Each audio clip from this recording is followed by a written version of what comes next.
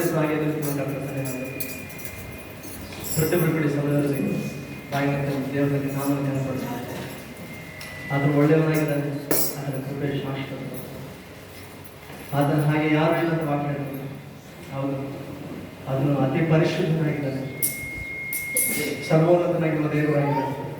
ಪ್ರತಿಯೊಬ್ಬರು ಕೂಡ ಸಮಯದಲ್ಲಿ ಬಾಯಿಗೆ ದೇವರನ್ನು ಘನಪಡಿಸೋಣ. ನಮ್ಮ ಬಳಿಯಲ್ಲಿ ದೇವರಿಗೆ ಏನಾದರೂ ಕೊಡೋದಿದೆ ಅಂತಂದ್ರೆ ಒಂದೇ ಇರೋದು, ದೇವರಿಂದ ಬಯಸೋದು ಒಂದನ್ನು ಏನಾದರೂ ಸ್ತುತಿಯನ್ನು ವ್ಯಕ್ತವನ್ನು ದೇವರಿಗೆ ಹೀಗೆ ಹೇಳ್ತದೆ, ಯಾರು ಸ್ತುತಿ ವ್ಯಕ್ತವನ್ನು ನನಗೆ ಸಮರ್ಪಿಸ್ತಾರೋ ಅವರನ್ನು ಗೌರವಿಸುವರಾಗಿದ್ದಾರೆ. ಹೀಗಿರುವಾಗ ಸಮಯದಲ್ಲಿ ಇಸ್ರಾಯೇಲ್ ಸ್ತೋತ್ರ ಸಿಂಹಾಸನಾಸನವಾಗುವ ದೇವರು ಅದನ್ನು ಗೌರವಿಸುವ ಹಾಗೆ ನಾವು ಒಂದು ಆಸನ ಏರ್ಪಡಿಸಲೇಬೇಕು. ಹಾಗಾದ್ರೆ ಅದೇ ನಮ್ಮ ಸ್ತುತಿಯಾಗಿದೆ.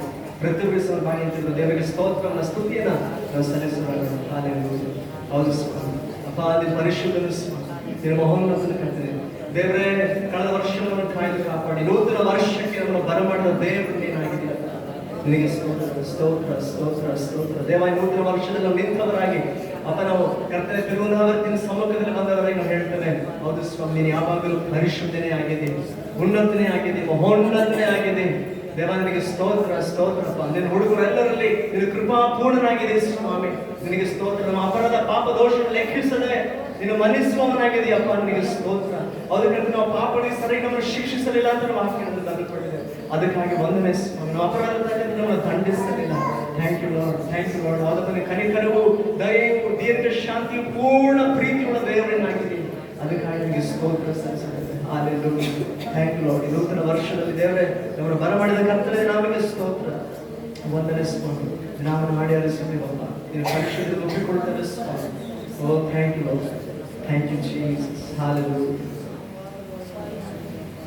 ಹಾಲೆಲೂಯಾ. అతి పరిశుద్ధుడా స్తుతి నైవేద్యము నీకే అర్పించి కీర్తింతును. అతి పరిశుద్ధుడా స్తుతి నైవేద్యము నీకే అర్పించి కీర్తింతును.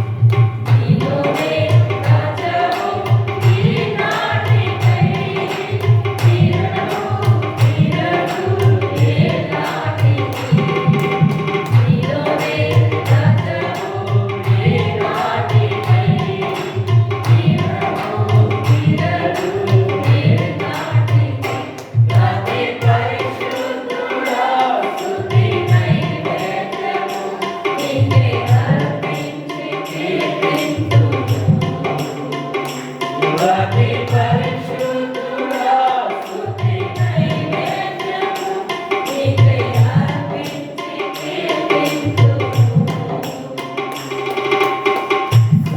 సద్గుణరాశి నీ జాడలను నా ఎదుట నుంచుకొని గడచిన కాలం సాగిన పయనం నీ కృపకు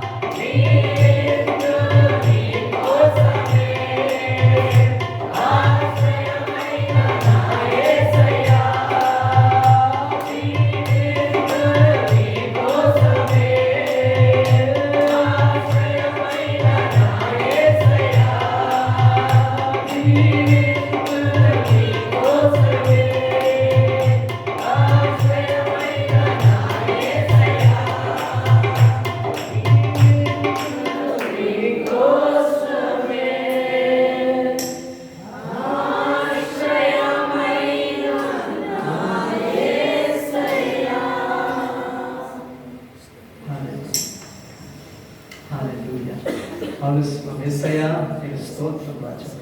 నీకే వందనాలు. హల్లెలూయా. Thank you. జీవితమయ్యా నీకోసం అవసరం. మీరు మా ఆశ్రయమయ్యా. Oh hallelujah. Thank you lord. Thank you Jesus. Thank you holy spirit. We love you father. ವಂದನೆಸ್ವ ಯೇಸುವಿನಿಗೆ ಸ್ತೋತ್ರ ಸಜ್ಜ. ನೀನು ಒಳ್ಳೆಯವರು. ಯೇಸುವಿನಿಗೆ ಸ್ತೋತ್ರ. ದೇವಾದಿನ ಕೃಪೆ ಶಾಶ್ವತವಾದದ್ದು. Thank you lord. Thank you Jesus. Hallelujah. Hallelujah. ವಂದನೆಸ್ವ. ಹೌದಪ್ಪ ದೇವರ ಜೀವಮಾನಗಳ ಕರ್ತನೆ ಹೇಗಿನ ಆಡಿ ಹರಿಸಿದ್ರು ಸಾಲದಯ್ಯ. ನಮ್ಮ ಉಸಿರಿರುವ ದಿನಗಳ ಕರ್ತನೆ ಆಡಿ ಹರಿಸಿದ್ರು ಸಾಲದಯ್ಯ. ದೇವಾದಿನಿಗೆ ಸ್ತೋತ್ರ ಕರ್ತನೆ ಮಾಡಿದ ಮೇಲೆ ಉಪಕರಣ ಎಷ್ಟು ಉನ್ನತವು ಮಹೋನ್ನತವಾಗಿದೆ ಸ್ವಾಮಿ. ನಿನಗೆ ಸ್ತೋತ್ರ. ಅವರ ಲೆಕ್ಕಕ್ಕೆ ಮೀರಿವೆ ಸ್ವಾಮಿ. ನಿನಗೆ ವಂದನೆ ರಾಜ. Oh thank you. Hallelujah. Hallelujah. Hallelujah. Praise ಸ್ತೋತ್ರ ಸ್ತೋತ್ರ ಸ್ತೋತ್ರ ಸ್ತೋತ್ರ. ನನ್ನ ಉಸಿರಿರುವ ದಿನವೆಲ್ಲ ನಾ ಮಾಡುವೆ ನಿಮಗೆ ಆರಾಧನೆ. ನನ್ನ ಉಸಿರಿರುವ ದಿನವೆಲ್ಲ ನಾ ಮಾಡುವೆ ನಿಮಗೆ ಆರಾಧನೆ.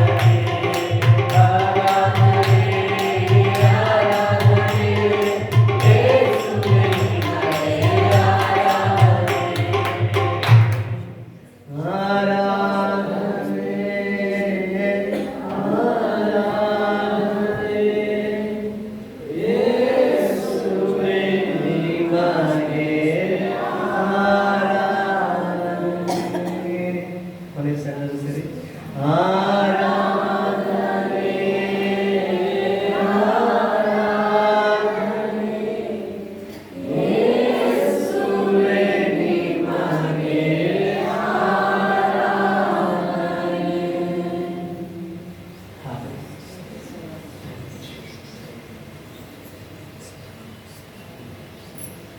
పరిశుద్ధులను దేవేంద్ర స్తోత్ర కర్త స్వామి యేసువే ಸಂಶಯದಲ್ಲಿ ಕರ್ತ ಸ್ವಾಮಿ ಕಳೆದ ವರ್ಷವೆಲ್ಲ ನಮ್ಮನ್ನು ಕಾಪಾಡಿಸಿದ್ದಕ್ಕಾಗಿ ಸ್ತೋತ್ರ ಮತ್ತೊಂದು ಸಾರಿ ಕರ್ತನೆ ನೂತನ ವರ್ಷವನ್ನು ಕೊಟ್ಟು ನೂತನ ದಿನದಲ್ಲಿ ಕರ್ತನೆ ಸ್ವಾಮಿ ನಿನ್ನ ಆರಾಧಿಸಲು ಕೊಟ್ಟಾಡಲು ಕೊಟ್ಟದ್ದು ಕೃಪೆಗಾಗಿ ಸ್ತೋತ್ರ ಕರ್ತನೆ ಇಲ್ಲಿವರೆಗೂ ಕೂಡ ಕರ್ತನೆ ಸ್ವಾಮಿ ನಮ್ಮ ಆರಾಧನೆ ಅಂಗೀಕರಿಸಲಿಕ್ಕಾಗಿ ಸ್ತೋತ್ರ ಮಾಡ್ಕೊಂಡಿದ್ದೇವೆ ಮುಂದಿನ ಎಲ್ಲ ಸಮಯದಲ್ಲಿ ಕರ್ತನೆ ವಾಕ್ಯದ ಸಮಯದಲ್ಲಿ ಕೂಡ ನೀವು ಮಾತನಾಡಲು ನಡೆಸು ಕೃಪೆಯನ್ನು ತುಂಬಿಸಿ ಮನದೆಲ್ಲ ಮಕ್ಕಳ ಜೀವನಕ್ಕೆ ನೂತನ ಆಲೋಚನೆ ನೂತನ ಉದ್ದೇಶ ನೂತನ ಸಂಕಲ್ಪ ನೂತನ ಮಾತುಗಳು ನೂತನ ವಾಗ್ದಾನವು ನೆರವೇರಲಿ ಯೇಸುವಿನ ನಾಮದಲ್ಲಿ ಕರ್ತನೆ ಸ್ವಾಮಿ ಇದಕ್ಕೆ ಅಡ್ಡಿ ಮಾಡುವಂತೆಲ್ಲ ಸೈತಾನನ ಅಂಧಕಾರ ಶಕ್ತಿಗಳ ದೌರ್ಯವನ್ನು ಎಲ್ಲ ಕರ್ತನೆ ಸ್ವಾಮಿ ಕುತಂತ್ರಗಳನ್ನ ಯೇಸುವಿನ ನಾಮದಲ್ಲಿ ಲಯಪಡಿಸ್ತಾ ಇದ್ದಾನೆ ಕರ್ತನೆ ಸ್ವಾಮಿ ದೇವರನ್ನೆಲ್ಲ ಮಕ್ಕಳ ಜೀವನ ಕರ್ತನೆ ಸ್ವಾಮಿ ಮಾತನಾಡ ನಡೆಸಿ ಕರ್ತನೆ ಹೃದಯದ ಆಸೆ ಆಕಾಂಕ್ಷೆಗಳನ್ನ ಅಭಿಲಾಷೆಗಳನ್ನ ಕರ್ತನೆ ಪೂರೈಸಿಗೊಳಿಸಬೇಕಾಗಿ ಯೇಸು ಕ್ರಿಸ್ತನ ಪರಿಶುದ್ಧ ನಾಮದಲ್ಲಿ ಸ್ತುತಿ ಆರಾಧನೆ ಬೇಡಿಕೊಂಡಿದ್ದೇವೆ ತಂದೆ ಆಮೆನ್. ದೇವರಿಗೆ ಸ್ತೋತ್ರ. ಧನ್ಯವಾದಗಳಾಗಿ ಇಟ್ಕೊಳ್ಳೋಣ.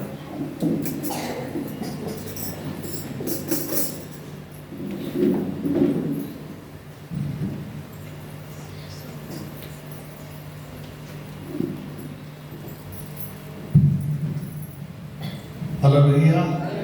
Hallelujah. God is good. All the time. దేవుడు నిజంగా మంచి దేవుడు కదా. గత సంవత్సరం అంతా కాపాడి నూతనమైన సంవత్సరంలో వాళ్ళందరినీ దేవుడు చేర్చినందుకు దేవుడికి వందనాలు చెల్లవలసి ఉంది. ఎందుకంటే ఆయన నమ్మకమైన దేవుడు, కృప కలిగిన దేవుడు కాబట్టి. హల్లెలూయా. సో మీ అందరికీ మరొకసారి, ఎందుకంటే నిన్నటి రోజు చాలామంది చర్చికి వచ్చారు, సంఘస్థులు కొంతమంది ఉన్నారు కాబట్టి నేను మళ్ళీ చెప్తున్నా. మరొకసారి wish you happy new year మీ అందరికీ. ఓకే,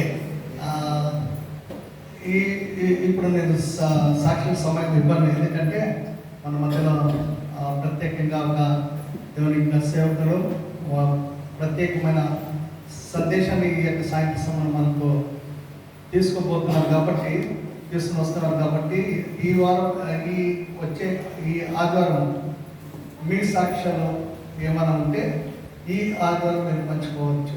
అందుకొరకే ఈరోజు సాక్ష్యాలకు సమయం ఇవ్వదను ఉండదు కాబట్టి ఈ సమయంలో మనం ఎక్కువగా వృధా చేయకుండా ఈ సమయంలో మన మధ్యలో ఇద్దరు బ్రదర్ ఉన్నారు, మీకు తెలుసు.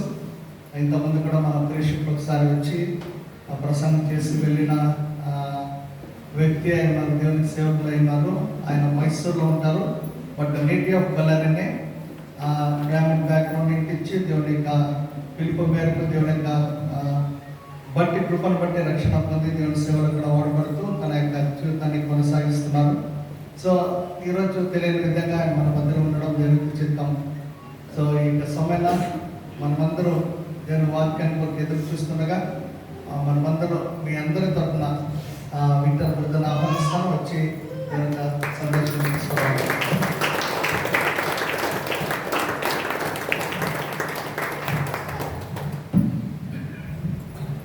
ಹಲ್ಲೆಲೂಯಾ. ನಮಗೆ ಸ್ತೋತ್ರವಾಗಲಿ. ವಾಕ್ಯ ಕೊಡಲಿಕ್ಕೆ ಕರೆದರು, ಎಷ್ಟೊಂದು ಪ್ರಸಂಗ ಮಾಡಬೇಕಂತ ಹೇಳಿಲ್ಲ, ಸ್ವತಂತ್ರ ಕೊಟ್ಬಿಟ್ಟಿದ್ದಾರೆ. ಹಲ್ಲೆಲೂಯಾ. ಒಂದ್ಸರಿ ಯೇಸು ವಾಕ್ಯ ಕೊಡುವಾಗ 3 ದಿನ ಆಯಿತು. 3 ದಿನ ಆದಮೇಲೆ ಯೇಸು ಹೇಳಿದ್ರಂತೆ, ಹಸುವಾಗ್ತದೆ, ಅವ್ರಿಗೆ ಏನಾದರೂ ಊಟ ಕೊಡಿ ಅಂತ. ಹಲ್ಲೆಲೂಯಾ. ಸೊ ಆರಂಭದಲ್ಲಿ ಸ್ವಲ್ಪ ನೋಡಿ ಏನೋ ಹೊರಗಡೆ ಬಂದಿದ್ದೆ. ಸೊ ತುಂಬ ಖುಷಿಯಾಗಿದೆ. ಇಲ್ಲಿ ಬರ್ತೀನಿ ಅನ್ನುವಂಥ ಇದಿರಲಿಲ್ಲ, ಬಟ್ ದೇವರಿಗೆ ಸ್ತೋತ್ರ. ದೇವರು ಈ ಒಂದು ಅವಕಾಶವನ್ನು ಕೊಟ್ಟದಕ್ಕಾಗಿ ದೇವರ ವಾಕ್ಯಕ್ಕೆ ಹೋಗುವಂಥ ಸಂದರ್ಭದಲ್ಲಿ 1 ನಿಮಿಷ ನಾವು ಪ್ರಾರ್ಥನೆ ಮಾಡೋಣ. ನಮ್ಮನ್ನು ನಾವು ಕರ್ತನಿಗೆ ಒಪ್ಪಿಸಿಕೊಡ್ತಾ ಕರ್ತನ ಪ್ರಸನ್ನದಲ್ಲಿ ನಾವು ಹಸ್ತವರಾಗಿ ನಾವು ಕುಳಿತುಕೊಳ್ಳುವಾಗ ದೇವರೇ ನಮ್ಮ ಸಂಘ ನೀನು ಮಾತನಾಡು. ಕರ್ತನೆ, ನಾವು ಹಸ್ತವರಾಗಿದ್ದೇವೆ. ಕರ್ತನೆ, ನೀನು ಮಾತನಾಡುವಂಥ ಕರ್ತನಾಗಿದ್ದೀವಿ. ಕರ್ತನಿಗೆ ಅಸಾಧ್ಯವಾದದ್ದು ಯಾವುದಿಲ್ಲ. ಆತನು ನಮ್ಮನ್ನು ಅರಿತವನಾಗಿದ್ದಾನೆ. ಯಾಕಂದರೆ ಕರ್ತನು ನಮ್ಮನ್ನು ಉಂಟು ಮಾಡಿದನು, ತನ್ನ ಸ್ವರೂಪದಲ್ಲಿ ಆತ ನಮ್ಮನ್ನು ಉಂಟು ಮಾಡಿದನು. ಆತ ನಮ್ಮನ್ನು ಆರಿಸಿಕೊಂಡನು. ಆತ ನಮ್ಮನ್ನು ನೇಮಿಸಿದನು, ಆತ ನಮ್ಮನ್ನು ಕರೆದಿದ್ದಾನೆ. ದೇವರು ನಮ್ಮ ಜೀವಿತದಲ್ಲಿ ಕಾರ್ಯ ಮಾಡ್ತಾ ಇದ್ದಾರೆ. ದೇವರ ವಾಕ್ಯ ಹೇಳ್ತದೆ, ಒಳ್ಳೆ ಕಾರ್ಯವನ್ನು ಆರಂಭಿಸುವ ಕರ್ತನು ಅದನ್ನು ನೆರವೇರಿಸಲಿಕ್ಕೆ ಶಕ್ತನಾಗಿದ್ದಾನೆ. ಹಾಲೆಲೂಯ, ಸ್ತೋತ್ರ ಯೇಸುವೇ. ಕರ್ತನೇ, ನಿನಗೆ ವಂದನೆ. ಈ ಸಮಯಕ್ಕಾಗಿ ನಿನಗೆ ಸ್ತೋತ್ರ ಮಾಡ್ತೇನೆ. ನಿನ್ನನ್ನು ಆರಾಧಿಸಲಿಕ್ಕೆ ನೀನು ಕೊಟ್ಟ ಕೃಪೆಗಾಗಿ ಸ್ತೋತ್ರ. ನೀನು ದೇವರಾಗಿದ್ದಿ, ನೀನು ಕರ್ತನಾಗಿದ್ದಿ, ನೀನು ಒಡೆಯನಾಗಿದ್ದಿ. ಈ ಸಂಜೆ ನಾವು ಅದನ್ನು ಗುರುತಿಸಿಕೊಳ್ತೇವೆ. ನಿನಗೆ ಸಲ್ಲಬೇಕಾದ ಮಹಿಮೆಯನ್ನು ನಾನು ನಿನಗೆ ಸಲ್ಲಿಸ್ತೇವೆ ಕರ್ತನೆ. ಸ್ತೋತ್ರವಾಗಲಿ ಕರ್ತನೆ. ಅಪ್ಪ, ನಿನ್ನ ವಾಕ್ಯ ಹೇಳ್ತದೆ, ಬದುಕಿಸುವಂಥದ್ದು ಆತ್ಮವೇ, ಮಾಂಸವು ಯಾವ ಪ್ರಯೋಜನಕ್ಕೆ ಬರುವುದಿಲ್ಲ. ನಾನು ನುಡಿಯುವ ವಾಕ್ಯಗಳು ಆತ್ಮವಾಗಿಯೂ ಜೀವವಾಗಿಯೂ ಅವೇ ಎಂಬುದಾಗಿ ನಿನ್ನ ವಾಕ್ಯ ಹೇಳ್ತದೆ. ನಿನ್ನ ವಾಕ್ಯಕ್ಕಾಗಿ ಸ್ತೋತ್ರ ಕರ್ತನೆ. ನೀನು ಸಜೀವವುಳ್ಳವನು ಕರ್ತನೆ, ನೀನು ಜೀವಂತವಾಗಿದ್ದಿ, ನಮ್ಮ ಜೀವಿತದಲ್ಲಿ ಕಾರ್ಯ ಮಾಡ್ತಾ ಇದ್ದೀವಿ. ಈ ಸಮಯವನ್ನು ನಿನ್ನಷ್ಟಕ್ಕೊಪ್ಪಿಸ್ತೇವೆ. ಬಂದಿರುವಂಥ ಪ್ರತಿಯೊಬ್ಬರು ನಿನ್ನಷ್ಟಕ್ಕೊಪ್ಪಿಸ್ತೇವೆ ಕರ್ತನೆ. ಯಾರು ಈ ದಿನ ಬರಲಿಕ್ಕಾಗಲಿಲ್ಲ ಅವನು ಸಹ ನಿನ್ನಷ್ಟಕ್ಕೊಪ್ಪಿಸ್ತೇವೆ. ನಿನ್ನ ಆತ್ಮನ ಮೂಲಕ ಅವರಿಗೆ ಸೇವೆಯನ್ನು ಸಲ್ಲಿಸು. ನಿನಗೆ ಮಹಿಮೆ ಆಗಲಿ ಕರ್ತನೆ. ಯೇಸುವಿನ ನಾಮದಲ್ಲಿ ಬೇಡಿದ್ದೇವೆ, ಆಮೆನ್. ಹಲ್ಲೆಲೂಯಾ. ಕರ್ತನ ನಾಮಕ್ಕೆ ಸ್ತೋತ್ರವಾಗಲಿ. ಸೊ ನಿಜವಾಗಿ ದೇವರ ವಾಕ್ಯವನ್ನು ಧ್ಯಾನಿಸುವಂಥದ್ದು ದೇವರು ನಮಗೆ ಕೊಟ್ಟಿರುವಂತಹ ಒಂದು ಕೃಪೆ ಆಗಿದೆ. ಸೊ ದೇವರಿಗೆ ನಾವು ಎಷ್ಟು ಸ್ತೋತ್ರ ಹೇಳಿದ್ರು ಸಾಗುವುದಿಲ್ಲ. ಯಾಕಂತಂದ್ರೆ ತಕ್ಕ ಸಮಯಕ್ಕೆ ಬೇಕಾದಂಥದನ್ನು ದೇವರು ನಮಗೆ ಒದಗಿಸುವ ಆತನಾಗಿದ್ದಾನೆ. ಆತ್ಮಿಕ ಆಹಾರ ಅಂದರೆ ಇದು ಬರೀ ಆತ್ಮಿಕ ಮಾತ್ರವಲ್ಲದೆ ನಮ್ಮ ಜೀವಿತದ ಪ್ರತಿಯೊಂದು ಅವಶ್ಯಕತೆಗಳನ್ನ ಆತನ ತಿಳಿದವನಾಗಿದ್ದಾನೆ. ನಮ್ಮ ಅಗತ್ಯಗಳನ್ನು ತನ್ನ ಐಶ್ವರ್ಯಕ್ಕೆ ತಕ್ಕಂತೆ ಒದಗಿಸ್ತಾನೆಂಬುದಾಗಿ ಹೇಳುವಾಗ ಇದು ಹಣಕಾಸಿನ ವಿಷಯದಲ್ಲಿ ಮಾತ್ರವಲ್ಲ, ಪ್ರತಿಯೊಂದು ಕ್ಷೇತ್ರ ದೇವರು ನಮ್ಮ ಜೀವನದ ಪ್ರತಿಯೊಂದು ಕ್ಷೇತ್ರದ ಕುರಿತು ಆಸಕ್ತಿ ಉಳ್ಳವನಾಗಿದ್ದಾನೆ. ಇತ್ತೀಚಿನ ದಿನದಲ್ಲಿ ದೇವರ ವಾಕ್ಯವನ್ನು ಧ್ಯಾನಿಸುವಂತ ಸಂದರ್ಭದಲ್ಲಿ ವಿಶೇಷವಾಗಿ ಕರ್ತನಿಗೆ ಹೊಸ ವರ್ಷಕ್ಕೆ ಏನ್ ಮಾಡ್ಲಿಕ್ಕೆ ನೀನು ಬಯಸ್ತೆ ಎಂಬುದಾಗಿ ಹೇಳುವಾಗ ಆಶ್ಚರ್ಯಕರವಾದ ಸಂಗತಿಗಳನ್ನ ದೇವರು ನಮ್ಮ ಜೊತೆನಲ್ಲಿ ಮಾತನಾಡಲಿ ಎಂಬುದಾಗಿ ನಾವು ಬಯಸ್ತೇವೆ. ದೇವರು ನನ್ನ ಜೊತೆನಲ್ಲಿ ಸರಳವಾಗಿ ತಿಳಿಸಿದಂತ ಒಂದು ಸಂಗತಿ ಏನಂತಂದ್ರೆ 2025ನೇ ಇಸ್ವಿ ಆತನ ಮೇಲೆ ನಾವು ಆತ್ಕೊಳ್ಬೇಕಾದಂತಹ ಒಂದು ಇಸ್ವಿ ಅನ್ನೋದಾಗಿ. ಹಲ್ಲೆಲೂಯಾ. ಯೇಸು ಹೇಳಿದ್ರು, ನಾನು ಹೊರತು ನೀವೇನ್ ಮಾಡ್ಲಿಕ್ಕೆ ಸಾಧ್ಯ ಇಲ್ಲ. ಹಲ್ಲೆಲೂಯಾ. ಆತನ ಹೊರತು ನಾವು ಏನನ್ನು ಮಾಡ್ಲಿಕ್ಕೆ ಸಾಧ್ಯ ಇಲ್ಲ. ಆತನನ್ನ ಬಿಟ್ಟು ನಾವೇನ್ ಮಾಡ್ಲಿಕ್ಕೆ ಆಗೋದಿಲ್ಲ. ಆದ್ರೆ ನಮ್ಮನ್ನ ಬಲಪಡಿಸುವ ಕ್ರಿಸ್ತನಲ್ಲಿ ಇದ್ದುಕೊಂಡು ನಾವು ಎಲ್ಲವನ್ನ ನಾವು ಮಾಡಲಿಕ್ಕೆ ಸಾಧ್ಯ. ಸೊ ಜಸ್ಟ್ ಕೆಲವು ವಾಕ್ಯ ಮಾತ್ರ ನಾವು ನೋಡ್ಲಿಕ್ಕಿದ್ದೇವೆ, ಹೆಚ್ಚಿನ ಸಮಯ ತೆಗೆದುಕೊಳ್ಳುವುದಿಲ್ಲ. ಆದರೆ ಈ ವಾಕ್ಯವನ್ನ ನಾವು ಹಂಚುವಂತ ಸಂದರ್ಭದಲ್ಲಿ ಇಂಗ್ಲಿಷ್ ಭಾಷಾಂತರದಲ್ಲಿ ಸಹ ಚೆನ್ನಾಗಿದೆ. ಸ್ವಲ್ಪ ಅದನ್ನು ತಿಳಿಸಿ ಆನಂತರ ನಾನು ಅದನ್ನ ಕನ್ನಡದಲ್ಲಿ ಹೇಳಲಿಕ್ಕೆ ನಾನು ಬಯಸ್ತೇನೆ. ಸೊ ಜ್ಞಾನೋಕ್ತಿ 16ನೇ ಅಧ್ಯಾಯ 3ನೇ ವಾಕ್ಯವನ್ನ ನಾವು ನೋಡುವಂತ ಸಂದರ್ಭದಲ್ಲಿ ದೇವ ವಾಕ್ಯ ಹೇಳ್ತದೆ, coming to the lord whatever you do and he will establish your plans ಅಂತ. ಸೊ ದೇವರ ವಾಕ್ಯವನ್ನು ನಾವು ನೋಡುವಾಗ ನಿನ್ನ ಕಾರ್ಯಭಾರವನ್ನ ಯೆಹೋವನಿಗೆ ವಹಿಸಿದರೆ ನಿನ್ನ ಉದ್ದೇಶಗಳು ಸಫಲವಾಗುವುದು. ಬಟ್ ಇಂಗ್ಲಿಷ್ ತುಂಬಾ ಚೆನ್ನಾಗಿ ಹೇಳ್ತದೆ ಏನಂತಂದ್ರೆ, ನೀವು ಏನ್ ಮಾಡ್ಬೇಕಂತಂದ್ರೆ coming to the lord whatever you do, ನೀವು ಏನನ್ನೇ ಮಾಡಿ ಅದನ್ನು ಕರ್ತನಿಗೆ ಒಪ್ಪಿಸಿ. ಹಲ್ಲೆಲೂಯಾ. ಕೆಲವೊಮ್ಮೆ ಕರ್ತನ ಹೊರತು ನಾವು ಸಂಗತಿಗಳನ್ನ ಮಾಡ್ತೇವೆ. ಒಂದ್ ಕಡೆ ಏನಂದ್ರೆ ದೇವ್ರು ನಮ್ಮ ಜೊತೆಗಿದ್ದಾರೆ ಅನ್ನುವಂತ ಒಂದು ಸಂಗತಿಯನ್ನ ನಾವು ಕೆಲವೊಮ್ಮೆ ಹಗುರವಾಗಿ ತಗೊಳ್ಳಿಕ್ಕೆ ಸಾಧ್ಯ. ನಾವು ಕರ್ತನಲ್ಲಿದ್ದೇವೆ, ಅನೇಕ ವರ್ಷಗಳಿಂದ ನಾವು ಕರ್ತನನ್ನ ನಂಬಿದ್ದೇವೆ, ಕರ್ತನನ್ನ ನಾವು ಹಿಂಬಾಲಿಸ್ತಾ ಇದ್ದೇವೆ. ಎಲ್ಲೋ ಒಂದು ಕಡೆ ಕರ್ತನನ್ನ ನಾವು ಹಗುರವಾಗಿ ತಗೊಳ್ಳಿಕ್ಕೆ ಸಾಧ್ಯ. ದೇವ್ರು ನಮ್ಮ ಜೊತೆನಲ್ಲಿದ್ದಾರೆ ಅನ್ನುವಂತ ಒಂದು ಸಂಗತಿ ನಾವು ಹಗುರವಾಗಿ ತೆಗೆದುಕೊಳ್ಳಿಕ್ಕೆ ಸಾಧ್ಯ. ಕರ್ತನ ಏನ್ ಬಯಸ್ತಾರೆ ಅಂದ್ರೆ ನಾವು ಆತನನ್ನ ಗುರುತಿಸಬೇಕನ್ನುವಂಥದ್ದನ್ನ ದೇವರು ಬಯಸ್ತಾರೆ. ಹಲ್ಲೆಲೂಯಾ. ಸೊ ದೇವ್ರ ವಾಕ್ಯ ಏನ್ ಹೇಳ್ತದೆ, ಇಬ್ರಿಯ ಪತ್ರಿಕೆ 11:6 ನಂಬಿಕೆ ಇಲ್ಲದೆ ದೇವರನ್ನ ಮೆಚ್ಚಿಸುವುದು ಅಸಾಧ್ಯ. ಆನಂತರ ಹೇಳ್ತದೆ ದೇವರು ಇದ್ದಾನೆ. ಸೊ ಏನಂತೆ, ದೇವರು ಏನ್ ಬಯಸ್ತಾರೆ, ಏನ್ ನಮ್ಮಿಂದ ಅಪೇಕ್ಷಿಸ್ತಾ ಇದ್ದಾರೆ ಅಂದ್ರೆ ನಾವು ಆತನ ನಂಬುವಂತ ಸಂದರ್ಭದಲ್ಲಿ ದೇವರು ಇದ್ದಾನೆ ಮತ್ತು ಆತನ ನಂಬುವಂತವರಿಗೆ ಆತನು ಪ್ರತಿಫಲವನ್ನು ಕೊಡ್ತಾರೆ. ಅಂದ್ರೆ ದೇವ್ರು ಏನ್ ಇಷ್ಟಪಡ್ತಾರೆ, ದೇವ್ರು ಏನ್ ಬಯಸ್ತಾರೆ ಅಂದ್ರೆ ಆತನು ಇರುವಂತದನ್ನ ನಾವು ಗ್ರಹಿಸಬೇಕು. ಆತನ ಪ್ರಸನ್ನತೆಯನ್ನ ನಾವು ಗುರುತಿಸುವಂತವರಾಗಿರ್ಬೇಕು. ಇನ್ನು ಜಸ್ಟ್ ಆಲೋಚಿಸಿ, ಇವಾಗ ನಾವು ಏನೇ ಮಾಡುವಾಗ ದೇವ್ರು ನಮ್ಮ ಜೊತೆನಲ್ಲಿದ್ದಾರೆ ಅಂತಂದ್ರೆ ಸ್ವಲ್ಪ ಆಲೋಚಿಸ್ತೇವೆ ನಾವು ಏನ್ ಮಾಡ್ತೀವಿ ಅನ್ನುವಂಥದ್ದನ್ನು. ಅಂದ್ರೆ ಯಾರಾದ್ರೂ ನಮ್ಮನ್ನು ಗಮನಿಸ್ತಾ ಇದ್ದಾರೆ ಅಂತ ಇಟ್ಕೊಳ್ಳಿ, ಗಮನಿಸುವಾಗ ನಾವು ಮಾಡುವ ಕೆಲಸನ ಸ್ವಲ್ಪ ಎಚ್ಚರಿಕೆಯಿಂದ ಮಾಡ್ತೇವೆ. ಯಾವಾಗ ನಾವು ಗಮನಿಸಲಿಲ್ಲ ಅಂತಂದ್ರೆ ನಮ್ಗೆ ಇಷ್ಟ ಬಂದಂಗೆ ನಾವು ಮಾಡ್ಬೋದು. ಅದೇ ರೀತಿಯಲ್ಲಿ ದೇವರು ಏನ್ ಹೇಳ್ತಾರೆ ಅಂದ್ರೆ, ನಾನಿದ್ದೇನೆ. ಹಲ್ಲೆಲೂಯಾ. ದೇವರು ನಮ್ಮ ಜೊತೆನಲ್ಲಿದ್ದಾರೆ. ಯಾವಾಗ ನಾವು ಆ ಗ್ರಹಿಕೆನಲ್ಲಿ ನಾವು ಜೀವಿಸ್ತೇವೆ, ನಾವು ಏನನ್ನೇ ಮಾಡಿದ್ರು ಆತನಿಗಾಗಿ ನಾವು ಮಾಡುವಂತವರಾಗಿರ್ತೇವೆ. ಸೊ ಅದಕ್ಕಾಗಿ ಹೇಳ್ತದೆ, ನಾವೇನ್ ಮಾಡ್ಬೇಕು, ಏನನ್ನೇ ನಾವು ಮಾಡಿದ್ರು ಅದನ್ನ ಕರ್ತನಿಗೆ ಒಪ್ಪಿಸಬೇಕಂತೆ. ಯಾವಾಗ ನಾವು ಕರ್ತನಿಗೆ ನಾವು ಒಪ್ಪಿಸ್ತೇವೆ, ಇಲ್ಲಿ ಹೇಳ್ತದೆ, he will establish your plans. ನಿಮ್ಮ ಯೋಜನೆಗಳನ್ನ ಆತನು ಸ್ಥಾಪಿಸ್ತಾರೆ, ನೆರವೇರಿಸುವ ಆತನಾಗಿದ್ದಾನೆ. ಅಂದ್ರೆ ನಮ್ಮ ಆಸೆಗಳನ್ನ ದೇವರು ಖಂಡಿತ ತಿಳ್ಕೊಳ್ಳಿಕ್ಕೆ ಇಷ್ಟಪಡ್ತಾರೆ. ಬಟ್ ದೇವರನ್ನ ಪ್ರತಿ ಒಂದೊಂದು ಕ್ಷೇತ್ರದಲ್ಲಿ ನಾವು ಆತನನ್ನ ಒಳಗೊಳ್ಳಬೇಕು, ಆತನಿಗೆ ನಮ್ಮನ್ನ ನಾವು ಒಪ್ಪಿಸಿಕೊಡ್ಬೇಕು, ಆತನಿಗೆ ಆದ್ಯತೆಯನ್ನು ಕೊಡಬೇಕು. ದೇವರೇ, ನೀನು ನನ್ನ ಮುಂದೆ ಇರಬೇಕೆಂಬುದಾಗಿ, ನಿನ್ನನ್ನು ನಾನು ಹಿಂಬಾಲಿಸ್ತೇನೆ. ಆ ರೀತಿಯಾಗಿ ನಾವು ಮಾಡುವಂತ ಸಂದರ್ಭದಲ್ಲಿ ಖಂಡಿತವಾಗಿ ನಾವು ಯಶಸ್ಸನ್ನ ಕಾಣ್ತೇವೆ. ಕೆಲವೊಮ್ಮೆ ನಾವು ಪ್ರಾರ್ಥನೆ ಮಾಡ್ತಾ ಇರ್ಬೋದು, ಯಾಕೆ ನಮ್ಮ ಪ್ರಾರ್ಥನೆಗೆ ಉತ್ತರ ಸಿಗ್ತಾ ಇಲ್ಲ? ಯಾವುದೋ ವಿಷಯಗಳಿಗಾಗಿ ನಾವು ನಂಬಿಕೆ ಇಟ್ಟು ಎದುರು ನೋಡ್ತಾ ಇರ್ಬೋದು, ಯಾತಕ್ಕಾಗಿ ನಮ್ಗೆ ಬಿಡುಗಡೆ ಸಿಗ್ತಾ ಇಲ್ಲ, ಯಾತಕ್ಕಾಗಿ ನಮ್ಮ ಜೀವಿತದಲ್ಲಿ ತಿರುವು ಸಿಗ್ತಾ ಇಲ್ಲ? ನಾವು ಒಂದು ಕಾರಣ ಏನಂದ್ರೆ, ನಾವು ಆತನನ್ನು ಹಗುರವಾಗಿ ತಗೊಳ್ತೇವೆ. ದೇವರು ಮಾಡ್ತಾರೆ. ಬಟ್ ದೇವ್ರು ಏನ್ ಕೇಳ್ತಾ ಇದ್ದಾರೆ, ನಾವು ಏನ್ ಮಾಡ್ಬೇಕಂದ್ರೆ, ಏನನ್ನೇ ಮಾಡಿದ್ರು ಅದನ್ನ ಕರ್ತನಿಗೆ ಒಪ್ಪಿಸುವಾಗ, ಕರ್ತನಿಗೆ ನಾವು ಸಮರ್ಪಿಸುವಂತ ಸಂದರ್ಭದಲ್ಲಿ ನಾವು ಏನ್ ಮಾಡ್ತಾ ಇದ್ದೇವೆ, ಆತನನ್ನ ಒಳಗೊಳ್ತಾ ಇಲ್ಲ, ಆತನಿಗೆ ನಾವು ಆದ್ಯತೆಯನ್ನ ಕೊಡ್ತಾ ಇದ್ದೇವೆ. ಯಾವಾಗ ನಾವು ಆ ರೀತಿಯಾಗಿ ಮಾಡ್ತೇವೆ, ಕರ್ತ ನಮ್ಮ ಜೊತೆನಲ್ಲಿ ಇದ್ದಾನೆ ಅಂತ ಅನ್ನುವಾಗ ನಾವು ಸೋರ್ಲಿಕ್ಕೆ ಸಾಧ್ಯ ಇಲ್ಲ. ಹಲ್ಲೆಲೂಯಾ. ದೇವರು ನಮಗಾಗಿರುವಾಗ ನಮ್ಮನ್ನ ಎದುರಿಸುವವರು ಯಾರು, ನಮ್ಮನ್ನ ವಿರೋಧಿಸುವವರು ಯಾರು? ದೇವರ ವಾಕ್ಯ ಹೇಳ್ತದೆ. ಸೊ ಅದೇ ರೀತಿಯಲ್ಲಿ ನಾವು ನೋಡುವಂತ ಸಂದರ್ಭದಲ್ಲಿ ನಂಬಿಕೆ ಇಲ್ಲದೆ ದೇವರನ್ನು ಮೆಚ್ಚಿಸುವುದು ಅಸಾಧ್ಯ. ದೇವರ ಬಳಿಗೆ ಬರುವವನು ದೇವರು ಇದ್ದಾನೆ. ಸೊ ದೇವರು ಏನ್ ಹೇಳ್ತಾ ಇದ್ದಾರೆ, ನನ್ನ ಬಳಿಗೆ ನೀವು ಬನ್ನಿ. ಸೊ ದೇವರು ಇವತ್ತು ನಮ್ಮನ್ನ ಕೇಳ್ತಾ ಇದ್ದಾರೆ, ಕೊನೆಯದಾಗಿ ಯಾವಾಗ ನಾವು ಆತನ ಹತ್ರ ಹೋಗ್ಬೇಕು? ದೇವ್ರು ಹೇಳ್ತಾರೆ, ಇವತ್ತು ನೀವು ಬೈಬಲ್ ಹೋದ್ರ, ಇವತ್ತು ನೀವು ಪ್ರಾರ್ಥನೆ ಮಾಡಿದ್ರ, ನನ್ನ ಬಳಿಗೆ ಯಾವಾಗ, ಕೊನೆ ಬಾರಿ ಯಾವಾಗ ನೀವು ಬಂದಿದ್ದೀರಾ? ಅಂದ್ರೆ ಕರ್ತನ ಗ್ರಹಿಕೆ ಇಲ್ಲದೇನೂ ನಾವು ಆತ್ಮಿಕ ಜೀವನ ನಡೆಸಲಿಕ್ಕೆ ಸಾಧ್ಯ. ಅಂದ್ರೆ ಒಂದು ಆಚಾರವಾಗಿ ನಾನು ಡೈಲಿ ಬೈಬಲ್ ಓದಬೇಕು, ನಾನು ಡೈಲಿ ಬೈಬಲ್ ಓದ್ತೇನೆ, ನಾನು ಪ್ರಾರ್ಥನೆ ಮಾಡಬೇಕು, ವಿಶ್ವಾಸಿಯಾಗಿದ್ದೇನೆ, ನಾನು ಪ್ರಾರ್ಥನೆ ಮಾಡ್ತಾ ಇದ್ದೇನೆ. ಬಟ್ ಕರ್ತನ ಪ್ರಸನ್ನತೆಯನ್ನು ನಾವು ಗುರುತಿಸ್ತಾ ಇದ್ದೀವ? ಕರ್ತನ ಪ್ರಸನ್ನತೆ ನಾವು ಗ್ರಹಿಸ್ತಾ ಇದ್ದೇವ? ದೇವರ ಬಳಿಗೆ ನಾವು ಬರ್ತಾ ಇದ್ದೇವ? ದೇವರ ಬಳಿಗೆ ಬರುವವರು ದೇವರಿದ್ದಾರೆ ಮತ್ತು ಆತನನ್ನು ನಂಬುವವರಿಗೆ ದೇವರು ಪ್ರತಿಫಲ ಕೊಡ್ತಾರೆ. ಸೊ ಇಲ್ಲಿ ಬಿಡುಗಡೆಗೆ ನಮಗೆ ಅಡ್ಡಿಯಾಗಿರುವಂತ ಇನ್ನೊಂದು ಸಂಗತಿ ಏನಂತಂದ್ರೆ, ಅಪೇಕ್ಷೆ ಇಲ್ಲದೆ ಇರುವಂತದ್ದು. ಈಗ ನಾವು ದೇವರ ಬಳಿಗೆ ಬರುವಾಗ ದೇವರು ಖಂಡಿತ ನಮಗೆ ಪ್ರತಿಫಲ ಕೊಡ್ತಾರೆ. ಬಟ್ ಪ್ರಶ್ನೆ ಏನಂದ್ರೆ, ನಮ್ಮಲ್ಲಿ ಅಪೇಕ್ಷೆ ಇದೆ, ನನಗೆ ಫಲ ಬೇಕು ಅಂತ. ಪ್ರಾರ್ಥನೆ ನಾನು ಮಾಡ್ತೇನೆ, ಬಟ್ ನಾನು ಮಾಡಿದ ಪ್ರಾರ್ಥನೆಗೆ ಉತ್ತರನ ನಾನು ಎದುರು ನೋಡ್ತಾ ಇದ್ದೇನೆ, ಉತ್ತರನ ನಾನು ಬಯಸ್ತಾ ಇದ್ದೇನೆ. ಒಂದ್ ವೇಳೆ ನಾನು ಉತ್ತರನ ಎದುರು ನೋಡ್ತಾ ಇಲ್ಲ ಅಂತಂದ್ರೆ ದೇವ್ರು ಯಾಕೆ ನಮ್ಗೆ ಉತ್ತರ ಕೊಡ್ತಾರೆ? ಜಸ್ಟ್ ಆಲೋಚಿಸಿ. ನಿಮ್ಮ ಮಕ್ಕಳಿಗೆ ಬೆಲೆ ಉಳ್ಳ ಸಂಗತಿಯನ್ನು ನೀವು ಕೊಡಬೇಕಂತ ಅನ್ನುವಾಗ ನಿಮ್ಮ ಆಲೋಚನೆ ಏನಾಗಿರ್ತದೆ, ಈ ವಸ್ತು ನನ್ನ ಮಗನಿಗೆ ಕೊಟ್ರೆ ಆತನ ಅದನ್ನ ನಿಭಾಯಿಸಲಿಕ್ಕೆ ಸಾಧ್ಯನಾ?